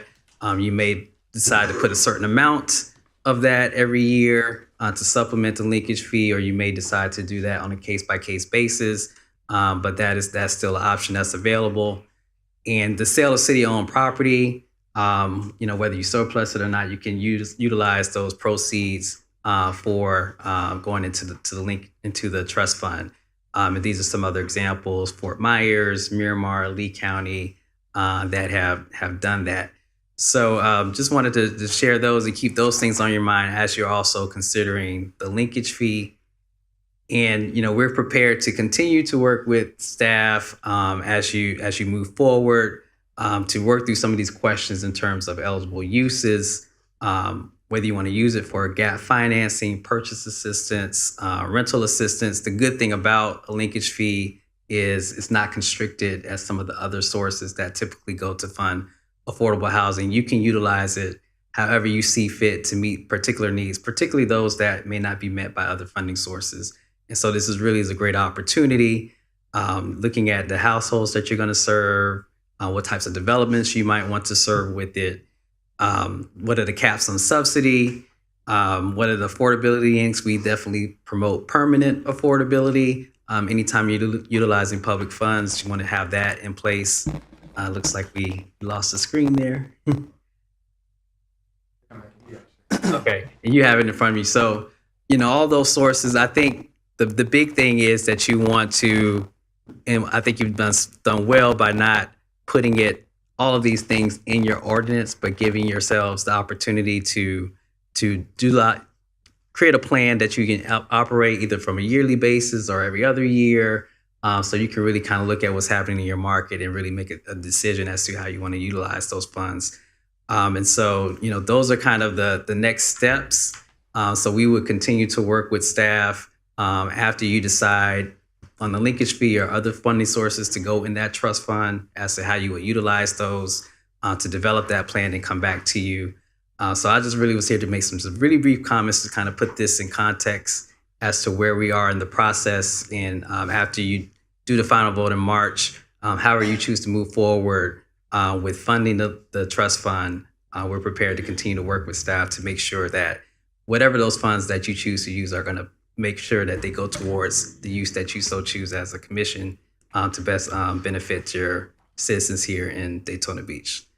So I have any questions about the overall context of the process and can answer other questions as well. No, that's great information. All right. That's Thank you. really good. Thank you. Okay, Commissioner Parrish has a question. Who do you have the question for? This gentleman. Yes, sir. I'm just curious. So the next step is figuring out how we're going to put money aside and I guess what kind of programs we want to work towards. What kind of data do you use to figure out what we need for our community? So you are a entitlement community, so you do get funding from the federal. So you do a consolidated plan that has needs assessment as part of that. So there's that data. We can also look at the Schimberg Center for Housing Studies. So there are lots of different sources that we can look at to determine, what is the need. And then you want to compare that to what other funding sources meet other needs. For example, SHIP can only be used for homeowners, primarily for home ownership. So you might want to tackle rental. You might want to tackle a rental at a certain income level that's not being reached by other programs. So, those are the kind of things you would use those data sources to make those decisions. So would you provide that information to us or would we go to our redevelopment department to get that? We would work with Ken and the staff to give you all that information and give that report. However, if you want us to give that report or if you want staff to. Thank you. I do have a question too. Sorry. My question is, so she asked you where you get your data from. So are you actually getting data from the county? And because I know the county just recently did a study this year and they were 1,800 in the green for the county. So, and then I know about the Sadowski, the state Sadowski funds. And then are you aware that the Transform 386 is getting ready to allocate $150 million or more to HUD for more low-income housing? Yeah, so about those studies, the Schimberg Center, for example, does that rental market, rental market every year. And so, yes, I would say that the qualifying thing with that is a Metro MSA wide study and not necessarily specifically for your city. So you would definitely want to. What's not? I'm sorry. So the rental market study is based on the metro area. So it's going to include the Schimberg Center. Okay. That gives I wasn't actually talking about. The county actually did a study as well. So again, that's check with them and. Yeah, you would check with them. Okay. But I just want to qualify all of those things. You have to look at the geography that it covers. Correct. So, a county-wide study is looking at the county and not necessarily what's the needs within Daytona Beach. Okay. So you have to look at I Daytona Beach. understand what you're saying, data. but I do want you to look just at Daytona Beach, what we have Absolutely. and everything. But I want to look at the picture as a whole as well because of the Transform 386, the money is getting ready to come in as well. I mean, you did a great presentation, and I probably still have more questions, so I hope you'll be back when. Absolutely. Yeah. Thank you. Yes, and email as well. So. Okay. Right. Thank you. Yes, Appreciate thank you. The public hearing and final action is set for March 5th. Okay, we're going to move on to item number 11, which is our administrative items. Item 11A was pulled from the agenda this evening, so we're going to move on to 11B. Sure, I have all the speakers here. Okay. 11B is a Public Works Kept Companies, Inc., doing business as Crystal Clean, work authorization number 66. This is a resolution approving a work authorization number 66 under the city's painting services agreement with Kept Companies, Inc. for exterior painting of the Halifax Harbor Plaza building at 125 Basin Street in the amount of $116,538.96 and providing an effective date. We have a motion from Commissioner Reed, and we'll take the second from Commissioner Henry. Do we have any questions or comments? And I had no speakers, Mr. Mayor. All right. Oh, I'm sorry. All those in favor, let it be. Mr. Mayor. I'm sorry, Mr. Mayor. Oh, you have a speaker? Oh, I'm sorry. I just have I don't know if it's a question or a request. So since we're painting the Halifax Harbor Plaza building, if we can somehow incorporate like our new branding and colors and everything. I know that the city manager said he received the colors, but I don't know if that's something that we want to move through the city, doing something like that. Well, I think the basic colors are the grayish and black, but I think she's wanting blue and that for the marina building. I said incorporate like our branding and colors. It doesn't have to be yellow and blue. But those are our branding colors: the blue, yellow, and red. Have to be obtuse? Do we have to have tons and tons? This maybe Commissioner Paris means a little bit of the colors, just to tie it together. Does it have to be the whole thing?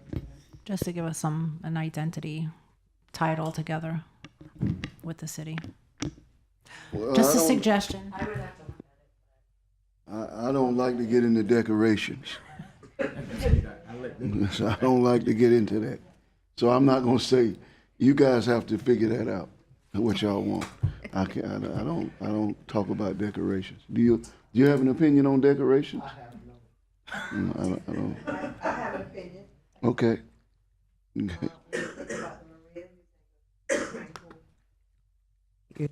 About tranquil colors, the blues, the aquas and the grays and calming colors. I think that red is bold and it's not calm, and I'm thinking of the marina as a nice fancy building that people would be able to use for upscale events, right? Would you get married in a red building? I mean, if the building was red, would you want to have a reception there? I would want to have a reception and I get what you're saying with the branding. But I wouldn't want to be by the river in a bright red fire engine building. Talking about getting married and taking pictures and have that that's just me personally. Okay.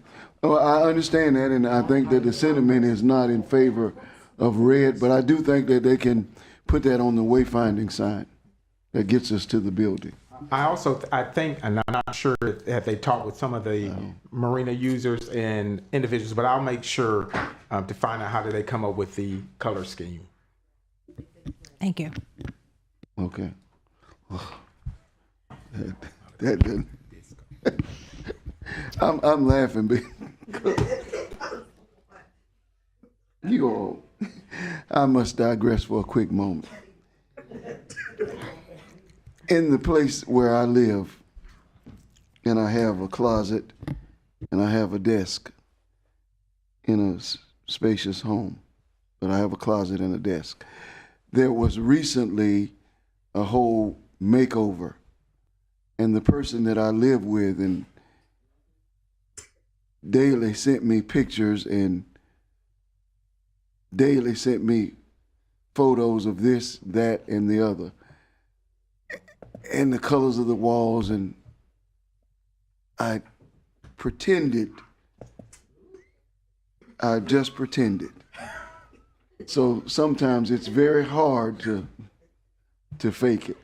So Curious, the therapist in me comes out. So you're actually admitting that you pretended to paying attention. I said I pretended. I didn't say to pay attention. I paid attention. You paid attention. I pretended to show interest. No. Oh, That's not what okay, I sorry. said. I thought I heard something and else, you- my mistake. and you I have didn't to- use the word, I just pretended. And you have to go home to that person. The FBI couldn't have got that information out of me. Oh, it's okay. She knows. I've already told her after it's over, you admit it. Okay. All right, let's move on. I digress, yes. We have a motion and a second. But not getting married in a red building did resonate with me. We have a motion and a second. All those who are in favor, let it be noted by saying aye. Aye. Those who are opposed, same sign. Motion carries 7-0. Okay. We're going to move on to item 11C, which is the Public Works Traffic Control Device Work Authorization number 6. This is a resolution approving work authorization number 6 under Piggyback Services Agreement with Traffic Control Devices LLC for mast arm painting of 8 signalized city intersections in the amount of $141,082.82 and providing an effective date. So moved. Take a motion from Commissioner Henry, or Reed, and second from Commissioner Henry. And I do have a speaker, Mr. Mayor, Okay. Mr. John Nicholson.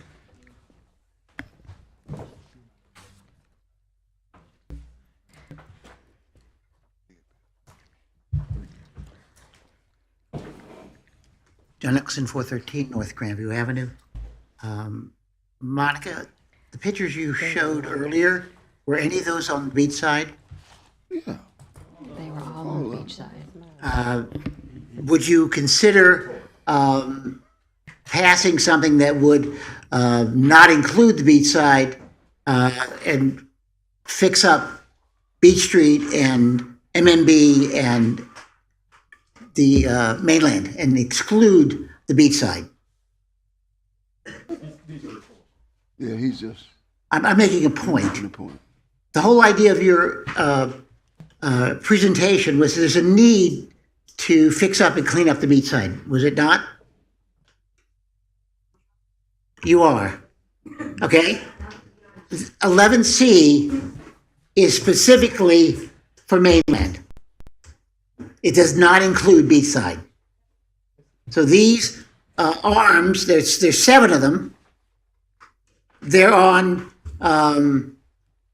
MMB, they're on Charles Street or whatever. The 7 that I read do not include the ones that I see every day that are terrible. Seabreeze and A1A, Oak Ridge and A1A, Main Street and A1A. They're faded. They have decals. They're missing parts. This is where our tourists are. If we're going to do this, if we're piggybacking on another in order to get a good deal, do you have them? Because out in the lobby, when I read it, there were none. The ones that I wanted were not listed. Are they going to be there? Okay. Why is it not then? This is the second time that I've read, and when an item says 7. Okay. Well, okay. Well, I specifically went. All right. And I counted 7. All right. It doesn't say Oak Ridge. It doesn't say Main Street. It doesn't say Seabreeze because it listed the locations and the lobby. You have a copy of it that we're supposed to look at before we speak. And I read it. So that's why I'm asking. Then that brings up another point. Why what you have is different from what the public has. Okay? Because we need it. We have thousands. I know we've heard it in the past that there's no more tourism on Beachside. That's false. There's 10 million tourists that run around Beachside, and we have to deal with it. So, thank you very much. I was going to say, just John, if you would get with David Waller so he can show you how it's determined which ones are fixed up first in the priority list, it will help you. But some of these are on the mainland and also connect to the beachside area. But David Waller will be able to show you how they're selected in the process that each goes, because I can understand that you have been seeing some, but there is a process for getting those done. That was my only speaker, Mr. Mayor. Meeting outside says 7.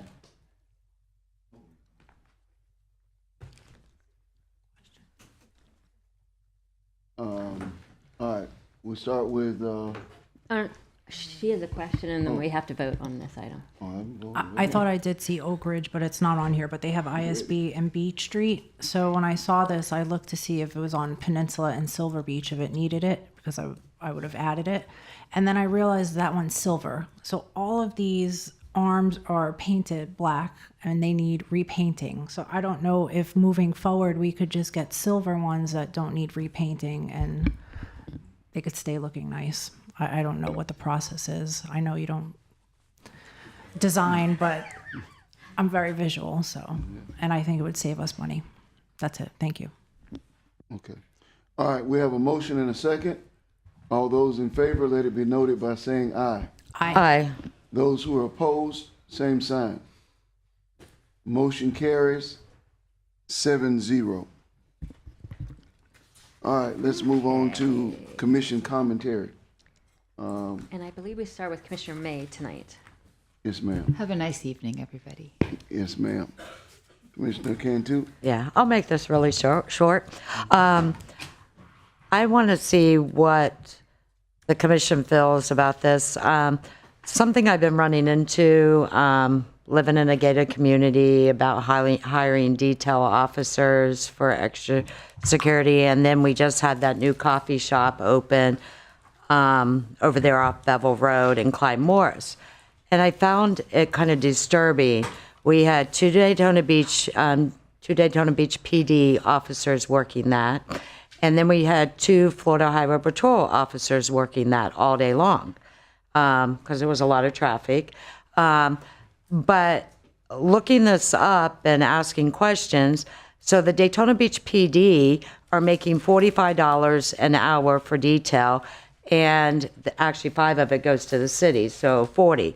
We had 2 Florida Highway Patrol on detail making $85. They were doing exactly the same job. And I'm like, this is crazy. And we did pass, if you remember, the Seabreeze 80, I think it was 80, 85 for detail. And then I know they make, during the entertainment district, I believe they make 60, 65, but remember, all $5 always goes to the city. And during race week, we have officers helping, doing detail, and this is our city. And the sheriff's department, I believe, makes around $65. Don't quote me completely, but around $65. And I'm looking at some of this. I kind of was trying to look at this, and I'm just going to give a few examples. What is it? Daytona Beach Shores, I think, is like 53. We had some of these cities up to 55, 65, 75 is South Daytona for detail. I think we need to raise our detail because we are Daytona Beach. And all these other cities are paying more, and it's not coming out of our pocket at all by paying them more for detail, making a policy. I don't know how you guys feel, but our officers doing detail should not be making less than all these other officers around Volusia County. On Seabreeze, and it's not coming out of our pocket for detail. Yeah, it doesn't come out of our pocket. Detail is when, like, my neighborhood requests detail. Do you get what I'm saying? Mm-hmm. And actually, supposedly they make $45, but 5 of that actually goes to the city. And then they get the other 40. So this is not coming out of our pocket. I believe that we should maybe raise that to at least 65 because there's one city that's paying, Port Orange. Port Orange is paying more than us too. They look like they're up to what, almost $70? Why do they pay them so much more than they make hourly on their regular job, though? Because this is detail, and a lot of officers don't want to work detail because you see what goes on out there now for officers.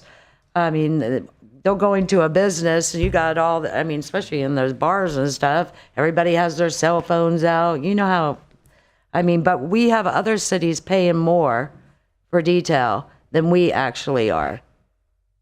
And we're the second largest city. So let me understand. Detail ma'am. is a special. Correct. Okay. And we determine how much they get for a special detail. Correct. And so you're asking, could we raise a special detail price? Correct. So that also means if they do special detail for us, their price is raised. I don't know. Yes, it does. Yeah, I don't So know like the how much Santa run? how much special detail they do for us that we pay. How much? Because I would want to know that how much special detail our officers, because we have so many They don't events. have that in those other places. We have so many events. Is the chief here? Chief,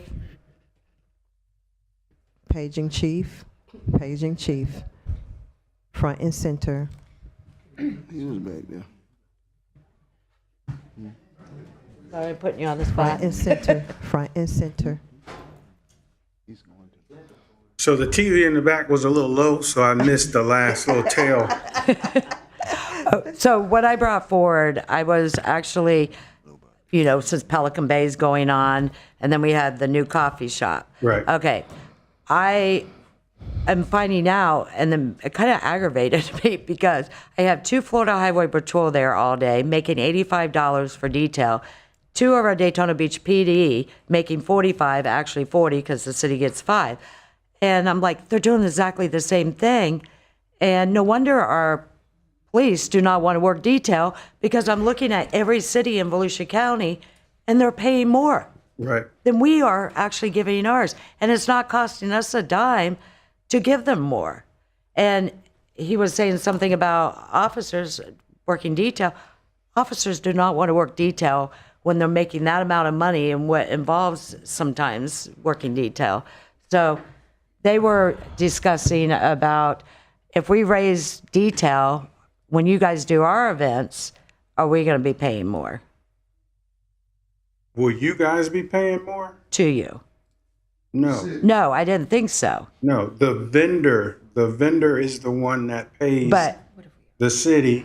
Like you stated, the $45, the officers get 40, the city gets 5. right, but they're So if talking. it goes up, I believe the city would get a little bit more, as well as the officer would get more, depending on what is decided as far as the increase. But the question they have is, we have a lot of events, and you guys have to work our events. Right. Now, will we have to pay that price if we raised it? That's what they were asking. That's my question. Yes. So So if Yeah. we raise it to 65.75, we would pay that 65.75 as well. That's what. Right, but a lot of the city events, for example, we just finished the Daytona 500 and Race Week.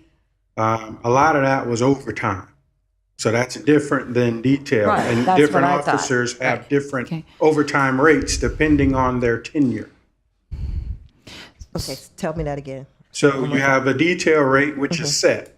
The Okay. set detail rate is $45 an hour. But a lot of times when we're working special events, I'm mandating people to work. And when I mandate them to work, we're paying overtime, which is totally different. And it varies depending on years of service. So each officer's overtime rate is a little bit different. The longer they've been here, the more we're paying them in overtime. That's different than detail. But I think. So like Bike Week, for example, we're getting ready to roll into Bike Week. There will be specific bars and other establishments throughout the city that will hire a detail. If the detail goes filled, those officers will make the 45 an hour. But a lot of them don't go filled because they're mandated to work. Because I need them on Main Street, I need them on Seabreeze, and I'm paying them overtime because a lot of them are getting their days off canceled, and I'm paying them the overtime just to make sure I have enough resources out there. So that's separate than detail pay. But Chief, I think you're still misunderstanding what they're asking. Let's He say. answered it. Oh, you did? You're fine? Oh. Okay, then I have a question. So I've got to advocate for events on Beach Street, right? And Beach Street, we have the DDA, and the DDA supports events. right, in our CRA. So we have an independent person who comes in and has events, and he has to have a detail. Right. When he has food truck night, we have events happening once a month, twice a month, sometimes 3 times a month. So does that mean that, I believe it would mean that our rate would also go up with regard to that, the detail rate. So it's already. Yes, if the city's Sure. paying the detail Sure. rate, then the rate will go up. And so I Yeah. would have to say that as of right now, according to that particular vendor, it's already a bit of a hardship at times, just with all the expenses that are incurred between barricades and setting up, which is not your responsibility, but taking it up a little, taking it up too much. I say too much, right? Is going to affect some of the other events as well, and kind of what goes on. So it's not just, yes, DDA. When we have it downtown, we have our little meetings, but we have a lot of events that happen downtown, and they have a detail for almost every single one. So that would be, and it's not a huge budget that we have for that, and we're not spending a lot, but a lot of it would be going to more city types of things, which I just want to share that. So before you make a decision on that, I'm not saying it's a bad thing. I'm just saying it's going to have an impact on some other events as well. Commissioner May, I totally agree what you're saying with that too, the DAV. My feeling is all these cities surrounding us pay a lot more. I have a feeling that we have a hard time filling these positions. That's why we had the Sheriff's Department, we have the Florida Highway Patrol coming here, because our officers don't want to work these details because they're not getting paid. Am I correct, Chief? So that specifically pertains to a lot of the nightclubs. I have a hard time filling the Razzles detail and some of the other ones on Seabreeze for that reason, because it's, in their opinion, not worth But for the most the part, aggravation. it sounds to me like for the most part, they're doing mandated overtime anyway for a lot of the events. For the big Some events, of I have for to the big mandate, events, yes. apart There's from still details out there for those that don't get mandated, and they will work those details. But for the big events that we're discussing, if it's a bike week, if it's races, if it's Jeep Beach, a lot of these events, we have several triathlons and marathons we run throughout the year, and all of that is overtime.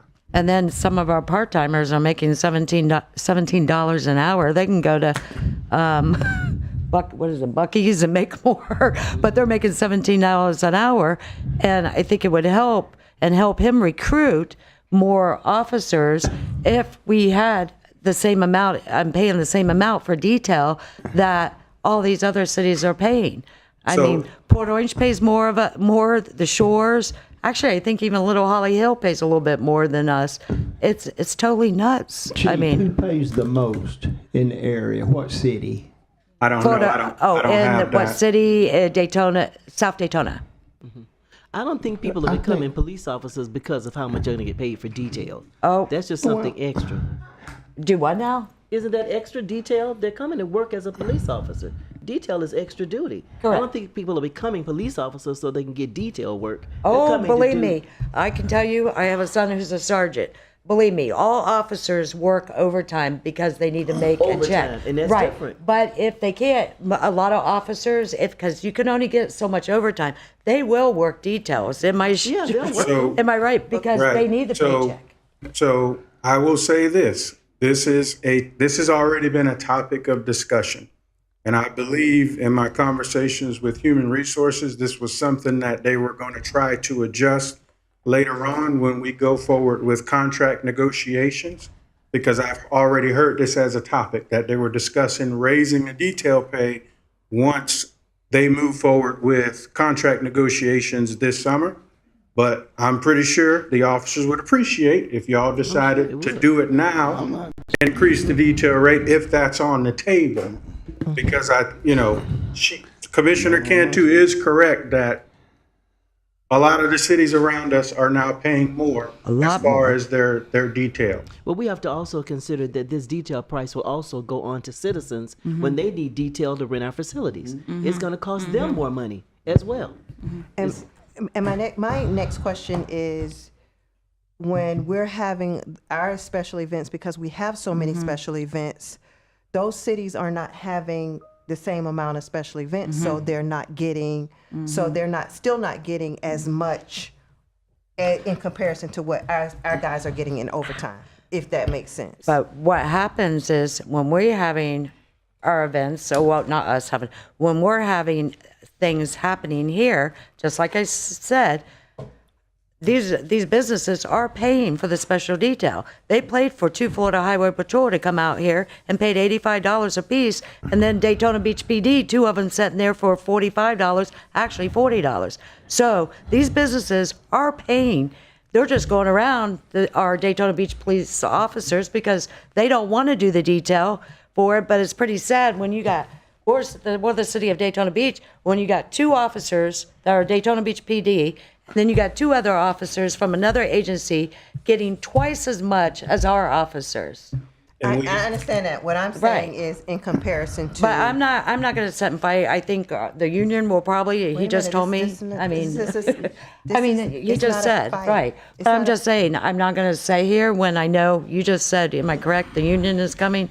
That it's their argument in the first place. Right. But we, to your point as well, to your point, we have had vendors that have asked if they could pay more to try to get the detail filled. And we can't because we're locked in at our rate.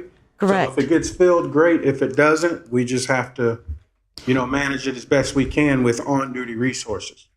Right. And that's how I know with my neighborhood is, you guys can only come in so much, but I don't expect you guys to be there 24 hours. And I know a lot of my residents want you there, right. And you have tried to come in as much as you can. But as a HOA, we have hired detail, and I just don't believe, and a lot of those guys are not going to want to work in Pelican Bay for that amount of money. They can also hire private detail. They don't have to hire police officers. We already have private security in Pelican Bay on both gates, actually, and people that drive around. Mm-hmm. But they have no power to make any arrest or do anything. 911. Detail does. What were you going to say, Commissioner Reed? I'm sorry, Commissioner Henry, you were going to say something? I was. Oh, I'm listening. Sorry. I'm listening. I was just reiterating my point that they don't work as much overtime as our police force works. That's not true. In overtime. Go ahead. Do the other cities work as much overtime as our guys work? I don't think they could because they don't have the events that we have. That's my point. That's my point is that they don't have the events to work as much overtime as what our men are working overtime. So I particularly. This is the sheriff department? It kind of averages out. Do they? The sheriff department do overtime? They do, yes. Yes, because they work. No, I'm talking about police departments, not sheriff department. That's a little different. But we do call in, like the Speedway, I think this past 500, they called in a lot of different of the police stations, didn't they? New Smyrna, I saw, Port Orange was there, Daytona Beach PD, Sheriff's Department, yeah. Okay. I think we've I'm not in favor of moving forward tonight at all. So I'll let like you said, let HR and those guys work it out and see where they land. I do want them to be paid, but I don't want to add a tax to the resident, and I would rather, but I do want to keep our law enforcement, paid well from what their general salary is. So, okay, do we have anything else? I just think since we're the largest city, we have generate a lot of money with our events and stuff. Those guys have to work overtime. Overtime is good, but if they can go out and make, say, whatever, $70, if that's what the South Daytona's paying, why not? If you're going to have to rent a cop, you're going to have some money to put on an event that says you need one. So if you can't afford a little more money for having somebody there for that event, then maybe you shouldn't be having an event. Okay, I'm correct to say that. I agree. I don't want to say that our residents shouldn't be able to have events because their pockets aren't as deep as other people's pockets. Well, you just heard the chief. So just I'm gonna try to be Ben Gross for a second and just just try to clarify something. So if we're talking bottom dollar, I spend a lot of money in overtime. Some of the overtime I'm paying is because the details aren't getting filled. So I'm going to have to bring somebody on overtime to be in that area.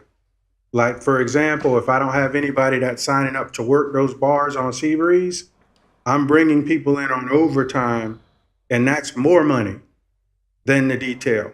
So just to be clear, I'm spending more money on overtime because I'm bringing extra people in because the details a lot of times are going unfilled because their overtime rates are a lot more than the detail rate, just to be clear. No, So they get paid more in overtime than they get paid in detail? Yes. The city is Okay. paying that. All right. Okay. So that, Yeah. right. We're gonna be here. Correct, so it's actually But- coming out of our money. It is coming out of our money, but they're not getting slighted in comparison to detail. And he has to Because mandate. they're This issue, making Can't be solved. overtime and it costing more. Now, I do understand what you're saying, and that's a good point to consider moving forward in how we transition and trying to get more money. However, what you're saying to me is either way, they're making more money in overtime than they are in detail. Correct. Okay. And he has to mandate those to actually work overtime. And some of those officers might not want to actually do that. And with detail, we're not paying, and those officers might want to work. I understand, So, I okay. understand both points, but that clarified a lot. So can we come back with more information on this? You can give me more information, but I'm not really going to personally be, I know where I'm kind of at right now. So everybody, I'm gonna let the staff from my perspective, but if you all wanna bring it back and then y'all vote on it. I also wanna let it go in that way. I'm not trying to move down this road. so we'd rather pay our officers in Daytona Beach so much less than any other city. But they're Okay. not making less. He's telling you they're doing mandated overtime and they're Yeah, making but more. the city is actually our budget. That's coming out of our money. And that's not what he said. He actually No, said. it actually comes out of our money, our budget, correct? That's not what he said. He said. Yes. The overtime does. Yes. But okay. What he said was, let's let HR Okay. deal with it. He Yeah. didn't say, no, we don't want to do that. He Well, said, let's, even if HR is dealing with it, it's still coming back to us. right. That's the But- point. But let it start where it's supposed to start. Yeah. Okay, can we move on? I'd be in favor Yes. of seeing it come back. I said I'd be in You would? favor and seeing it come back. No, I mean sooner than later. Okay, do you have 4 people who want him to bring it back right now? Because I don't want to bum rush anything. I'm a yes. I got 1 yes. Yes. 2 Yes. yeses. Want to have it come back right now? Right now? Yes. Right now. No. I'm a no. Okay, so it's 4-3 no. So keep it moving. All right. What's your, you have another question? Or we on, where we on? Commissioner can too. Oh. Okay. I'm done. Thank you. Okay. Yes, ma'am. I wanted to remind you all that the Melanin Too Rich is coming on Saturday at the Daisy Stocking Park. We're going to have lots of wonderful things for the community. There are lots of events going on that particular day, but we hope that you will find a little bit of time to come in and stop and see some of the wonderful things that we're going to be doing. And the next thing that I want to talk about is Clydemore's Landing, which is the crappiest apartment complex in the city of Daytona Beach right now. I know. It is. I just want to say that the way that they're treating their residents, and Clydemore's Landing is one of the places that came, and I personally met with Clydemore's Landing regarding they were doing affordable housing units and they got TIF dollars. If I remember, they got TIF dollars from the city of Daytona Beach for affordable housing. And I sat and I talked with the lawyers, and I would like for staff to find that paperwork for the lawyer, because and all of the people that came before me and said how that they were going to treat the residents and how they weren't going to be turning the property over to these different property managers. And now they've turned it over to property managers. And I'm getting literally 10 calls a week regarding Clyde Morris Landing and how they're treating the senior citizens. I'm getting calls from senior citizens. I'm getting calls from the other people as far as safety, as far as mold and mildew. And one cry is something, 2 cries is something. You get 5 cries, you're like, okay, maybe. But you start getting 5, 10 calls a week and emails a week, then there's an issue. And Clyde Morris Landing got a lot of money from the City of Daytona Beach to provide a high quality service. And I would like for staff to let me know who owns that and who also that attorney that I sat down and talked to, because the next time I sit down and talk to him, if he wants to come before me and think I'm going to support something and do business, he's going to have to really, he's a good guy, but it's still, you're a good guy, but some stuff fall on you too. We all good people, but sometimes stuff fall on us. It come back to us. My principal is a great principal, but when she get a D or a C, or it comes back on her. So yeah, and how they're treating the residents out there, it's just, I mean, not too long ago they had the water turned off on the residents. For how long was it off? Huh? You don't remember? I do. Tell me where this is. It was Yes, it actually, is. You called me. it was actually, An LPGA. it was a week. Okay, this was the. It was a week. This was the building that they had already It was built. a week. It was a week. And they Yes. came back and I have asked us for emails those too. TIF funds after they had built. Am I right about No, it? That's they not the asked one? before. They asked before? This was before. And they're a part of, they're tax exempt with the Live Local Act as well, correct? I believe don't know they're, the answer no, to that question, they are on the Commissioner, list. But I do know that we had an agreement that was then amended that gives them a grant based on the amount of taxes they pay if they rent to affordable housing, and there's some performance standards in there. I don't know what those are off. I do have it. I do have the list. They are tax exempt under the Live Local Act as well.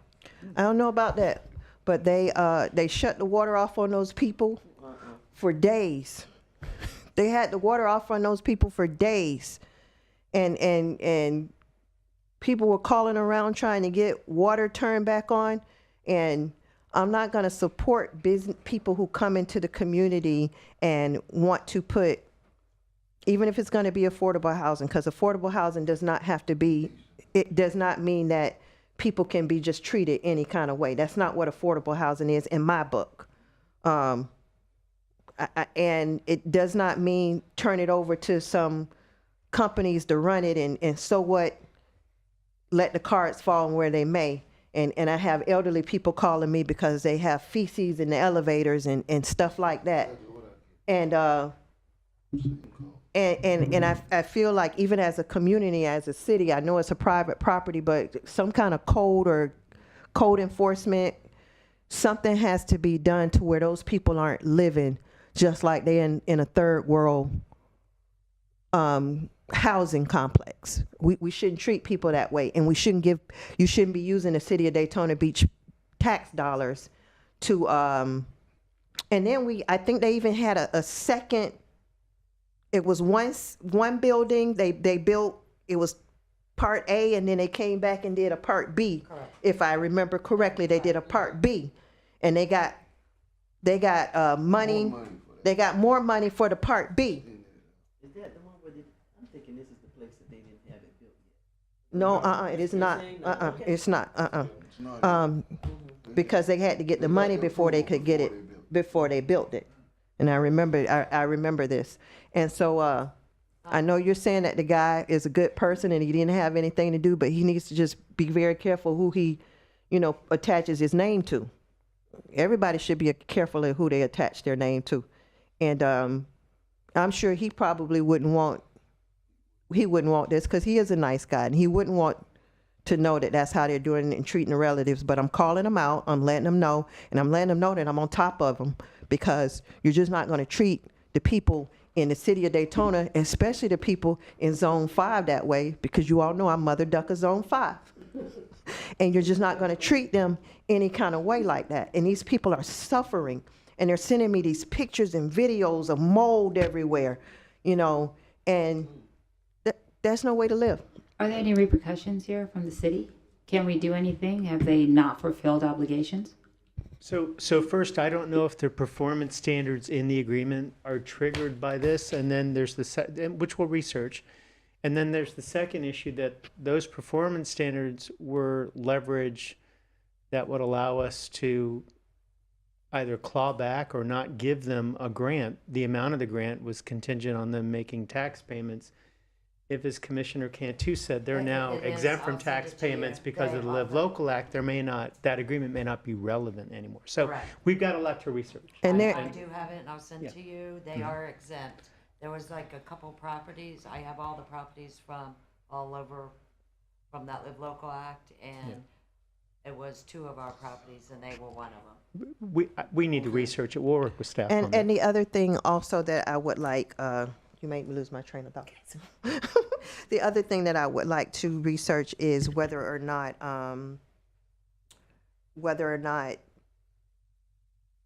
we had an agreement that they wouldn't raise rent a certain amount because the rent is skyrocketing.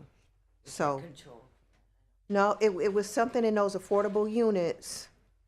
We had something in those affordable units. So- I can't remember exactly for them to get the money. Right. That for a certain amount of years, that they wouldn't go above a certain amount with raising the rent. I want to check all of that out. I just want y'all on top of it. We'll look at that, Commissioner. Thank you. Yeah. I appreciate it. And those are my comments for tonight. Have a wonderful week. So my question is, these appalling conditions, is this across the board or just in the affordable housing section? No, across the board. Oh, yeah, we got to do something. I don't even know if they have any mixed. I think it's all affordable. I don't think there's any.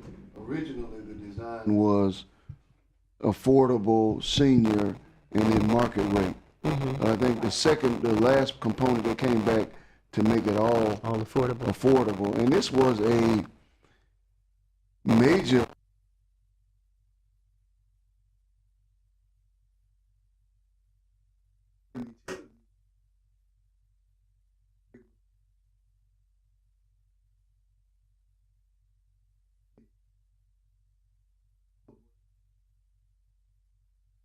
has been my experience with the residents. It's deplorable, and I would like for staff to monitor what has transpired, as she suggested, and check to see if there are code infractions that we can hold them accountable for. And if they have not upheld their end of the deal, we need to do all that we can to ensure that they are moving forward. It's just not been a good deal. Sorry, Commissioner. Oh, that's okay, because I'm right there with you. No one should live like that. And I think we should take note of this experience with this particular company for anybody else that comes our way, not in Daytona. Not in Daytona. The whole purpose of affordable housing is to give these folks who are already living in conditions that are deplorable an opportunity to have a quality of life. And we don't want to be responsible for putting them in a situation that's just as bad as what they came from.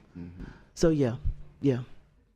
I just want to tell you about 2 things. You know, y'all can't say nothing's not happening in Daytona. There's so much going on this weekend, it doesn't make sense. But the Fresh Book Festival starts tomorrow.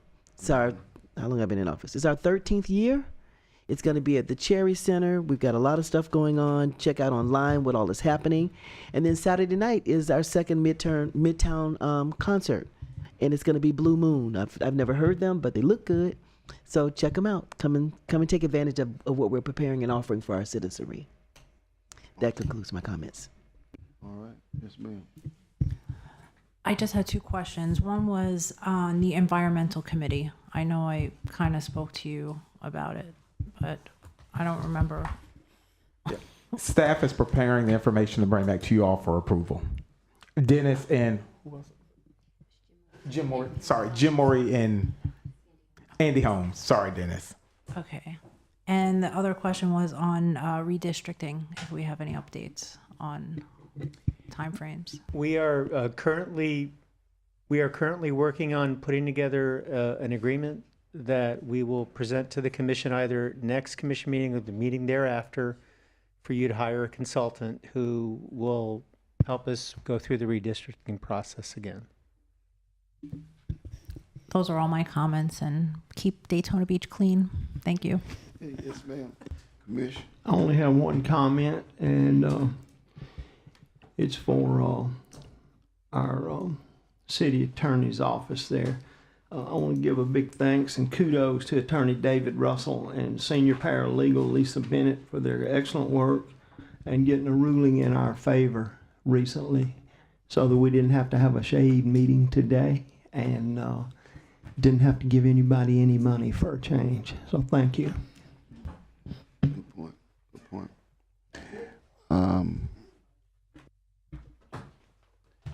Well, the Mayor's Fitness Challenge is in full throttle and going very well. I'm continuing to grind. I did slip up on the sugar. It was planned, so on Valentine's Day, I kissed my wife and I had too much sugar. No, but I did have a piece of chocolate on that day.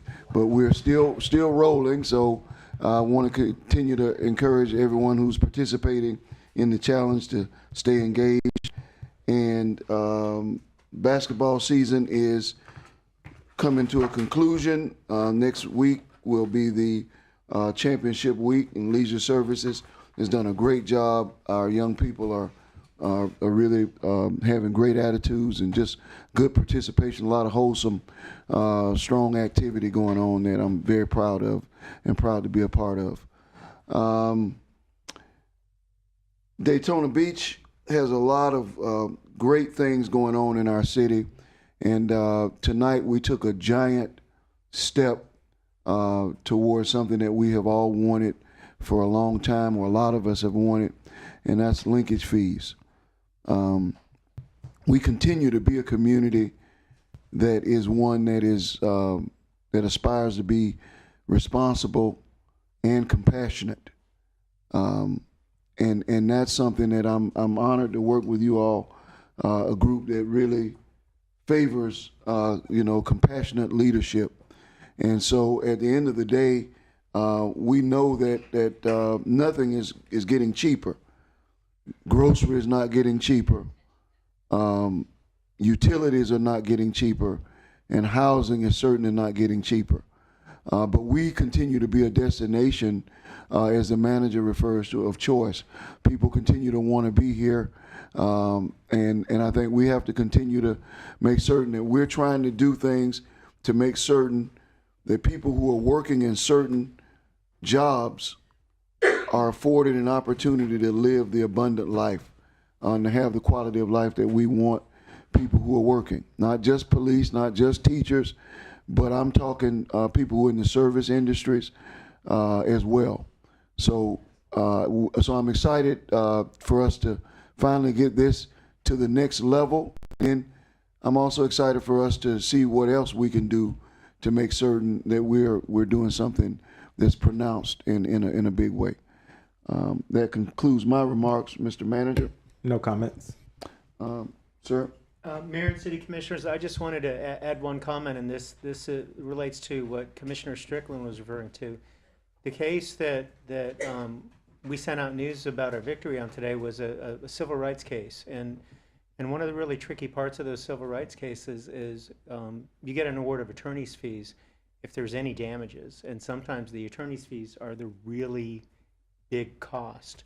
So I too share Commissioner Strickland's sentiments. I think Assistant City Attorney Russell and Ms. Barnett did a really bang-up job and put a lot of work into this, and it is a really good victory for the city. It is. Yeah. And I would like to say thank you too. I think you did a great job. Okay. All right, we will now hear from the citizens of Daytona Beach. Our first speaker tonight is John Navarre, and on deck is Patty Jesus. Sanderdahl. My children gonna be up all night. Okay. And then we'll have to do a separate one for Greg. You can't come up together. Go ahead, sir. Okay. John Navarra, 168 Springwood Drive, Daytona Beach. When I was first running for the Florida Legislature to represent Daytona Beach in 2021, 2022, one thing that I researched with county statistics was very disturbing that zip code 32114 is the 20th poorest zip code out of almost 1,000 in the state of Florida. And I researched something that was really disturbing, that the infant mortality rate in 32114 is 50% higher than any other zip code in Daytona Beach. And that was really startling. I researched a lot about the poverty in the area, and that's been an interest of mine since I was 18 years old in 1982. And I decided in 1982 to run for the Florida Legislature or the U.S. Congress to do something about poverty in our community. And so this summer, I'm going to research at the local level, the state level, maybe the federal level, what we can do to reduce the infant mortality rate in Daytona Beach, and also access to health care for residents in Daytona Beach, poor residents. And I also found out through the League of Women Voters, they had a weekend seminar about the situation with prenatal care. The one woman, obstetrician, that actually delivered one of my daughters called us a prenatal desert. And it's so startling that people who even have health care can't find a doctor to get prenatal care in Daytona Beach.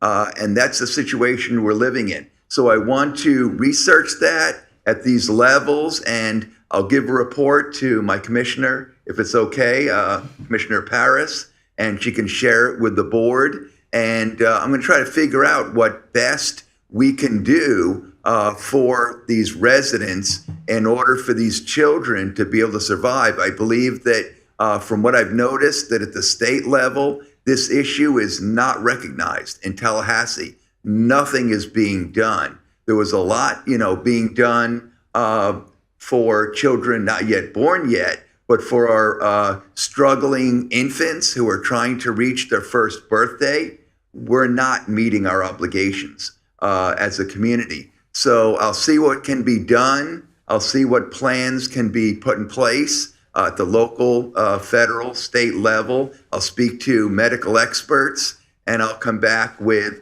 a proposal. Thank you. I'll be able to do that in the summer. Thank you. Thank you, sir. Okay, our next speaker is Patty. Is it Santa Padre? Okay, sorry.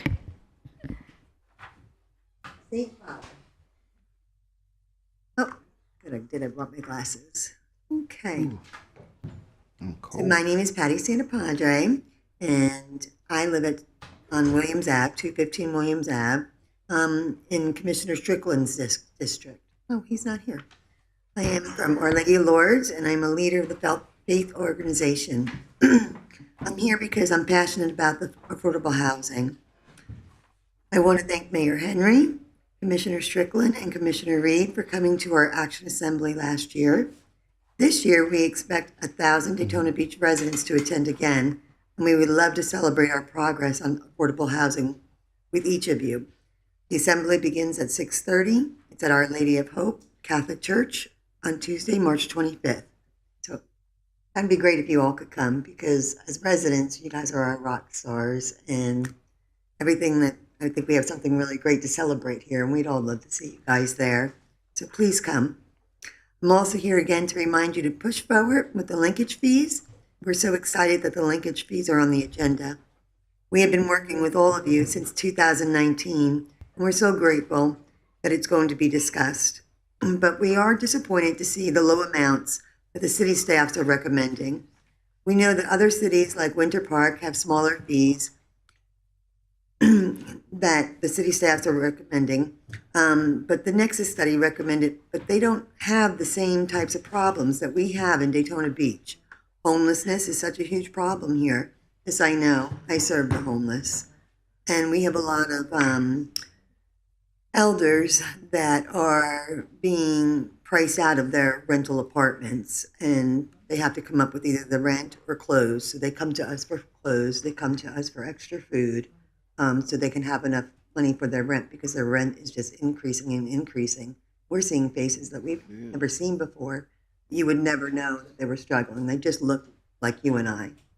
I have a daughter, and I know I've spoken about her here before, who got flooded out of South Daytona. She's a nursery school teacher, and now what she's paying, she owned a home, but now they can't get back into it yet. And what she's paying for rent with 3 children, thank God she has her dad and I to help her. I worry, what if she didn't have us? What if we weren't here to help her? So I'm really excited about the affordable housing, but I do think that we need to talk more about the linkage fee. Okay. Well, I basically wanted to let you guys know that we're hoping that you guys take the bold actions on affordable housing, as well as using larger linkage fees as recommended by the Florida Housing Coalition in the next study. And thank you all for your leadership. We really do appreciate you guys, and we are praying for you all. Thank you. Greg, were you going to speak? Greg, were you going to speak? No. Okay.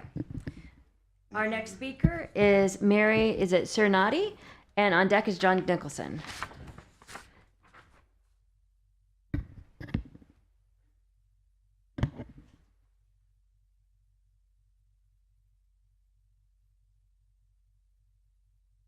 Good evening, everyone. Thank you for the opportunity to speak with you this evening. My name is Mary Trinati. I live in Monica Paris's district, and I am a very active member of faith and a very proud member of the Our Lady of Lourdes Parish. So I also am a property manager locally. So I just want you to know that I feel this every day. I want to know that we are going to continue to fund or find reasons to fund and use the linkage fees because we've already gone down that path. It's already there for us, and it's something that we need to act on quickly.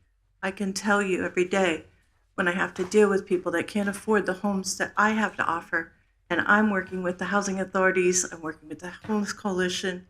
I have now housed quite a few people through the Changing Homelessness program for the homeless veterans.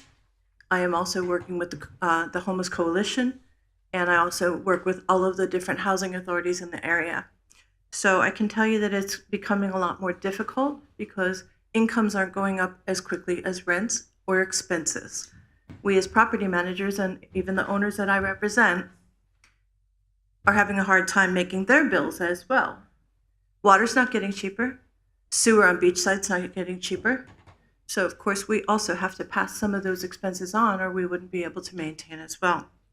Then we add the insurance issue for many of the properties that have to pay those huge deductibles. And then all we need is a couple storms to be able to push us back even further. So that's a real situation. I think one of the most important that I wanted to speak with tonight is the fact that, number one, the linkage fees are important. I implore you to please represent your communities by showing up for our Action Assembly. We need your voices and we need your leadership to be able to push this next so that we can attack some of these issues that are going on currently in the affordable housing industry. I've been in this industry for 12 years and I do have a lot of experience with it, and I can offer some help in that. So Faith recently met with the Florida Housing Coalition, and they assured that the commercial linkage fees of $5 to $7 per square foot is the best possible way to solve our affordable housing problem.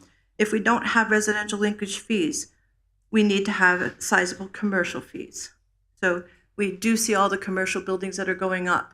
We do know that there's going to be income generated from those places that are going to be, they're building them for a reason. I'm sure that it's not just to be able to build a structure. They're planning on making money. We need to be able to put some of that money back into our communities and be able to house the people. And some of the recent laws with homelessness, as far as I'm concerned, are also helping us to make the gap bigger for homelessness. And I think that we need the answers. And I thank you for your time. I'm sorry I've run out of time, but I certainly appreciate it. Please, I do ask you to come. Thank you. Our next speaker is John Nicholson, and on deck is William Biddorf.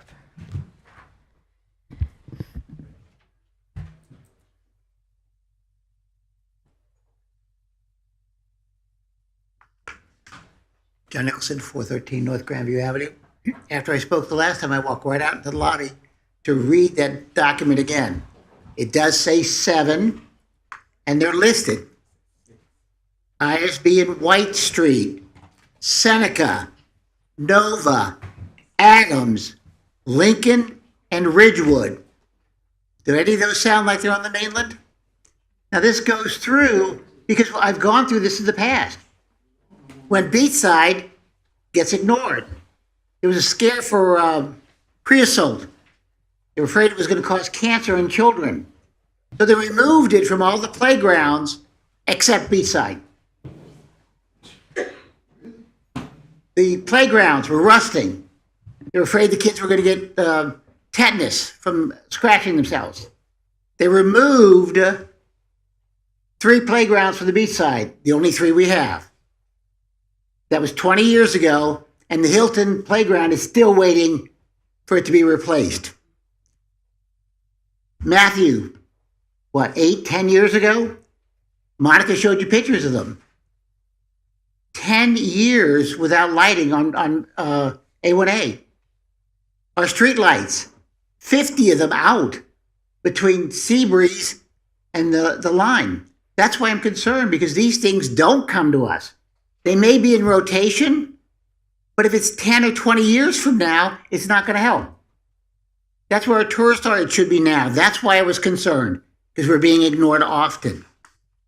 Secondly, Monday there was a meeting on Main Street with the Bike Week. They put us in a room with 30 chairs or over 100 people.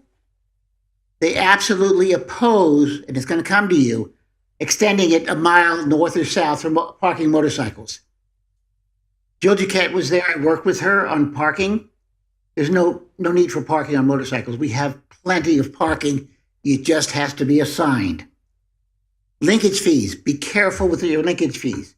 Faith Group wanted $10 on linkage fees. All right?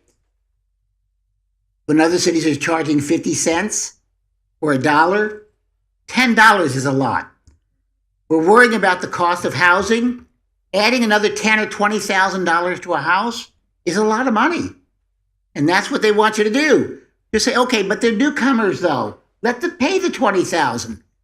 They're already going to pay high taxes because they're starting new. We've been here a while. Our taxes are not too bad. Their taxes are going to be astronomical. Please consider that. I'm glad you brought up the rezoning for our commissions. It'll be 6 years. Why don't we use the same request for proposal that we had the last time? Why should we wait 6 months to get this started? Thank you. Our next speaker is William Biddorf, and on deck is Thomas Russell. My name is William Biddorf. I live at 402 East International Speedway Boulevard. First of all, I want to thank all of you for dedicating your time to be up on this what you do for the city. First of all, for a few years now, there's been actually the hurricane damage is what I want to get to. I'm sorry, I'm a little tired. And there's still trash from the past hurricane on East ISB. 1 to the left of me on the city property, 2 at Subway. There's been a lot of vandalism, I guess, in that corner where the subway's been vandalized quite often. A lot of homeless.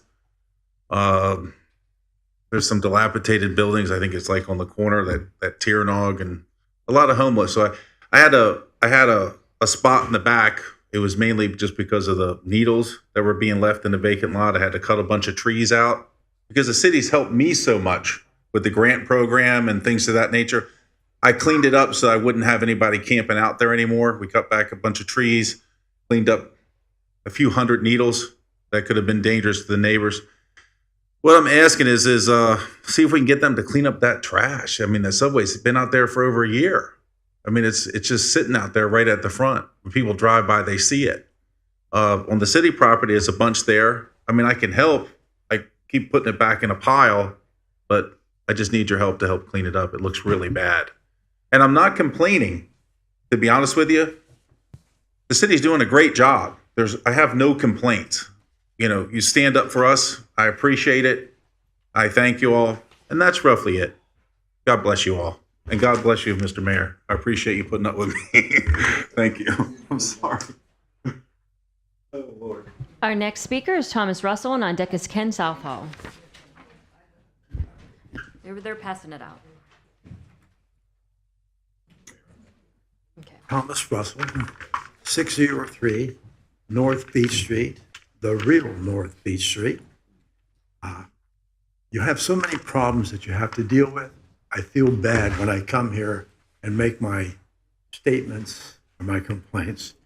What I thought is, I had somebody mention to me that, most people don't know where the Blue Road CRA is. Not even the people that own property there know of the Blue Road CRA. So I thought I'd get a picture of a map, best I could do. We're handing it out there. If you will put the dock where the small boats are in the top right-hand corner, you will see a big X on this piece of paper. Did you get them? Nobody got them? Uh-oh. Yeah, that's it. Okay, see that big X? That's not included. That's low-income people's houses. To the right of that is a white line, and it goes from Fairview up to Mason Avenue. And you see that big black spot in the middle? Does anyone know what that is besides the mayor? Probably not. Few people might know. Okay, great. That's called the root canal. That has been a dumping ground for the city's stormwater system for almost, 70 years or so? I've owned the property 40 years. And at one time, you could actually fish in there. Today, you can't do anything there. It's the closest thing to the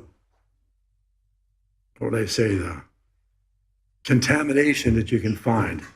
The muck there is 12 to 3 feet deep, and the reason is there's an outlet that goes into the river. The outlet has been clogged with oyster shells for at least 15 or 20 years. So the water comes in, the city dumps the stormwater there, and all that's left is muck. And I'd like to see some effort on the city's part to get whomever it is possible to work on getting that cleaned up, at least getting it to drain properly into the river. The people on the left side, as I mentioned, it's all low housing, built in the 1925s, and it floods. And there's a lot of people living there. The commercial buildings run up and down the left side of that root canal are all old buildings that don't have much of a chance without some redevelopment. The buildings on the right side is the Blue Road, as everybody talks about. It's got the Sweetheart Trail on it, or whatever you want to call it, and newer properties because they're on the water. And something's got to be done. Our next speaker is Ken Southall, and on deck is Pierre Lewis. Hello, my name is Ken Southall, and I'm still dealing with the issue of the flood. And I want to go to the right people to get answers to. I look at the city, then I come to find out the county is more responsible for us than the city. And then they seem not to be able to doing their job. And is there any kind of way we can get the people involved and inform them to who directly to go to when we have a certain problem, and come together and demand that something be done about this situation? Do anyone have any suggestions at all? Or can the city get involved with the county and have the county say, well, give us some responsibility because we know the problem, or we can help solve the problem, or help y'all solve the problem, and we can work it together? Am I saying the right thing, or do you understand what I'm asking? Do you mean for future flooding? Is that what you mean? Over here. Do you mean for future flooding? Is that what you're discussing right now? Now, my question is this. We got problems. Yeah. I know we know the Corps and the engineers are coming in. And permits are still being issued to build homes or add to the situation. And in doing so, are we adding to the problem? Because they come in and say this has got to be done, the permits we're getting say allowing this particular problem not getting any better but getting worse. So how do we solve that problem? When we issue our building permits, we take a look at water impact, sort of the floodplains, if a particular building is going to create, and so we actually do take a look at that. So we're already doing that with regards to that. Are you saying a step more? Mm-hmm. Because like I was like right in the neighborhood, I'm seeing addition being on the same level as the existing house, and they're gonna be flooded out. So if it's gonna be flooded out, but what purpose of adding onto this? And the homes that being built, they've been built above at least 2 feet above the original house. So if all the water is going to go right back and create the problem. And another thing, I'm looking at the railroad system. It's in the flood zone area. It never seems to get flooded out. But when it does flood out, the water does not set and cause a problem. And the amount of money when the homes get flooded out, it could be thousands and thousands of dollars. But these people say, well, no, it don't take as much to fix our problem because we have addressed the problem. It's not as bad as the residents. I'm trying to figure out what are they doing that we're not doing. Because that's just run every day, and we depend upon that. But you never see it being after the water is died down. You don't see that have to be repaired like that. What are they doing that we're not doing? Thank you, sir. Mayor, can I say something? The county right now, just so everyone is aware, we have that committee they put together. The county is looking at raising their standards right now, which if they do decide to do that, but they don't want to put it on all the cities, but if they do decide to do that, they actually have control and have us raise our standards as well. And Mr. Gross, have you heard about this as well? The county charter allows the county to impose environmental standards within municipal boundaries. And that's why we are, and Ben Bartlett from the county is part of this meeting, this committee, and they're looking at those possibilities. They just don't want to put it on us like that, so they want to have discussions. So. I know my time is up, but how would that help the existing residents?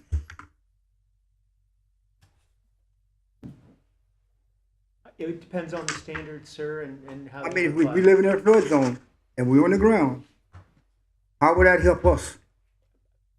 I don't have the answer to that factual question. But can you find the answer by next time we meet? Okay, sir, thank you. We're going to let the other speaker speak. I know. Our next speaker is Pierre Lewis, and on deck is, I believe it's Empress. Pierre Lewis, 130 South Franklin Street. I got comment on that 386, but that wasn't what I was here for. But I've had issues with them too. That debacle, I don't know what's going on with the management of that thing.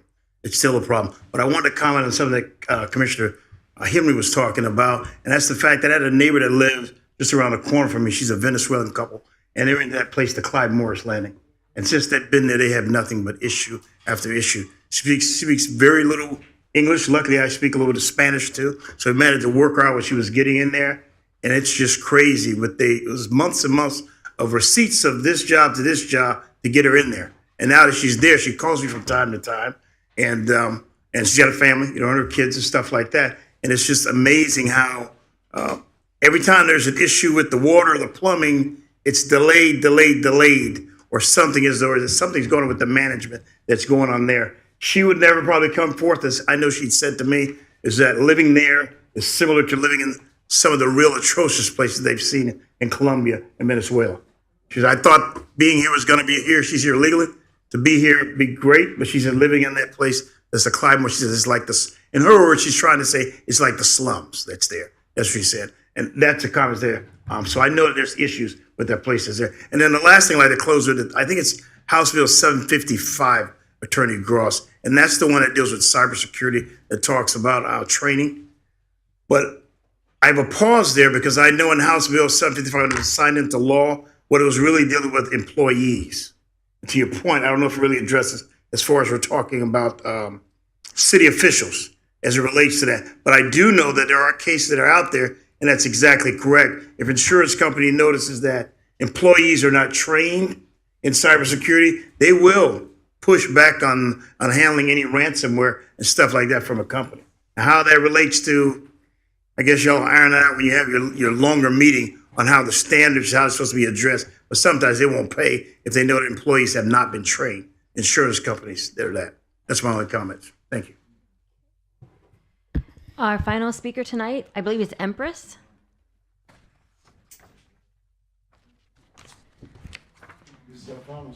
Mm-hmm. Empress. Allison DeLauder. You know me, right? All right, starting off, hello, my name is Allison DeLauder. I'm a new small business owner located here in Daytona Beach, also known as Empress Exotics Beauty Bar. Previous donor to many local and non-profit organizations such as Fashion Week on the Beach, Juneteenth yearly fashion shows to feeding the homeless at my new store. As of being a female African-American minority growing up with so many odds stacked against me, I always knew that I wanted to make a difference and had a voice that I should be heard. Who knew on June 6, 2024, I would find my voice of being heard? On that day, I woke up to do what I do every morning, which is my every morning routine, and going to grab coffee from Java Junction. Headed back towards my store as I began prepping to open, I almost met my demise. Taking my everyday route this day wasn't unusual, as police being held on Ridgewood was normal, but an officer following me for blocks with no sirens wasn't. Knowing how unruly Daytona Beach police can be, I lost my youngest uncle at age 19 to the police department in 2019. Growing up, you don't pull a gun on someone unless you have true intent to harm or kill. I just knew I was now at my store and property and I was safe, but I wasn't. As I attempted to back into my parking spot, I looked up to a gun. No sirens, no noise, just a gun pointing to my head. At that point, all I knew is I was innocent and my constitutional rights were violated. In the blinking of an eye, there was 4 to 5 officers pointing guns at me as I was on my knees. To be deprived of everything, even after found innocent, to still search and tow my car from my store because I wouldn't give consent with no apology, no thorough investigation or explanation is what I call a direct insult from Daytona Beach Police city officials. To see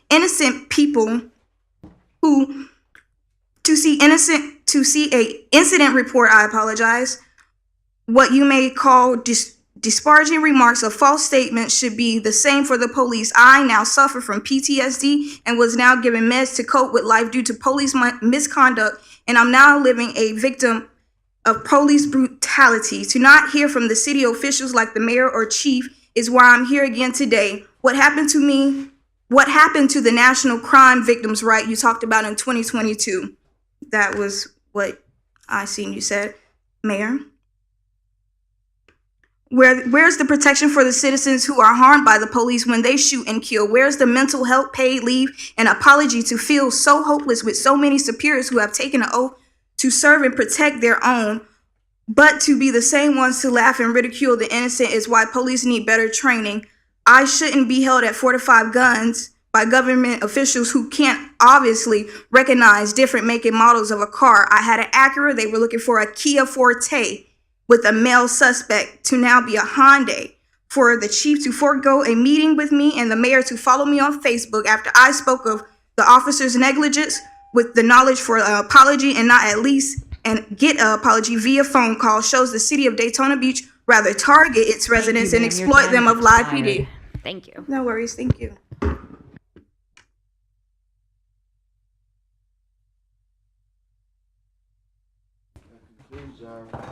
This concludes our meeting. Good night.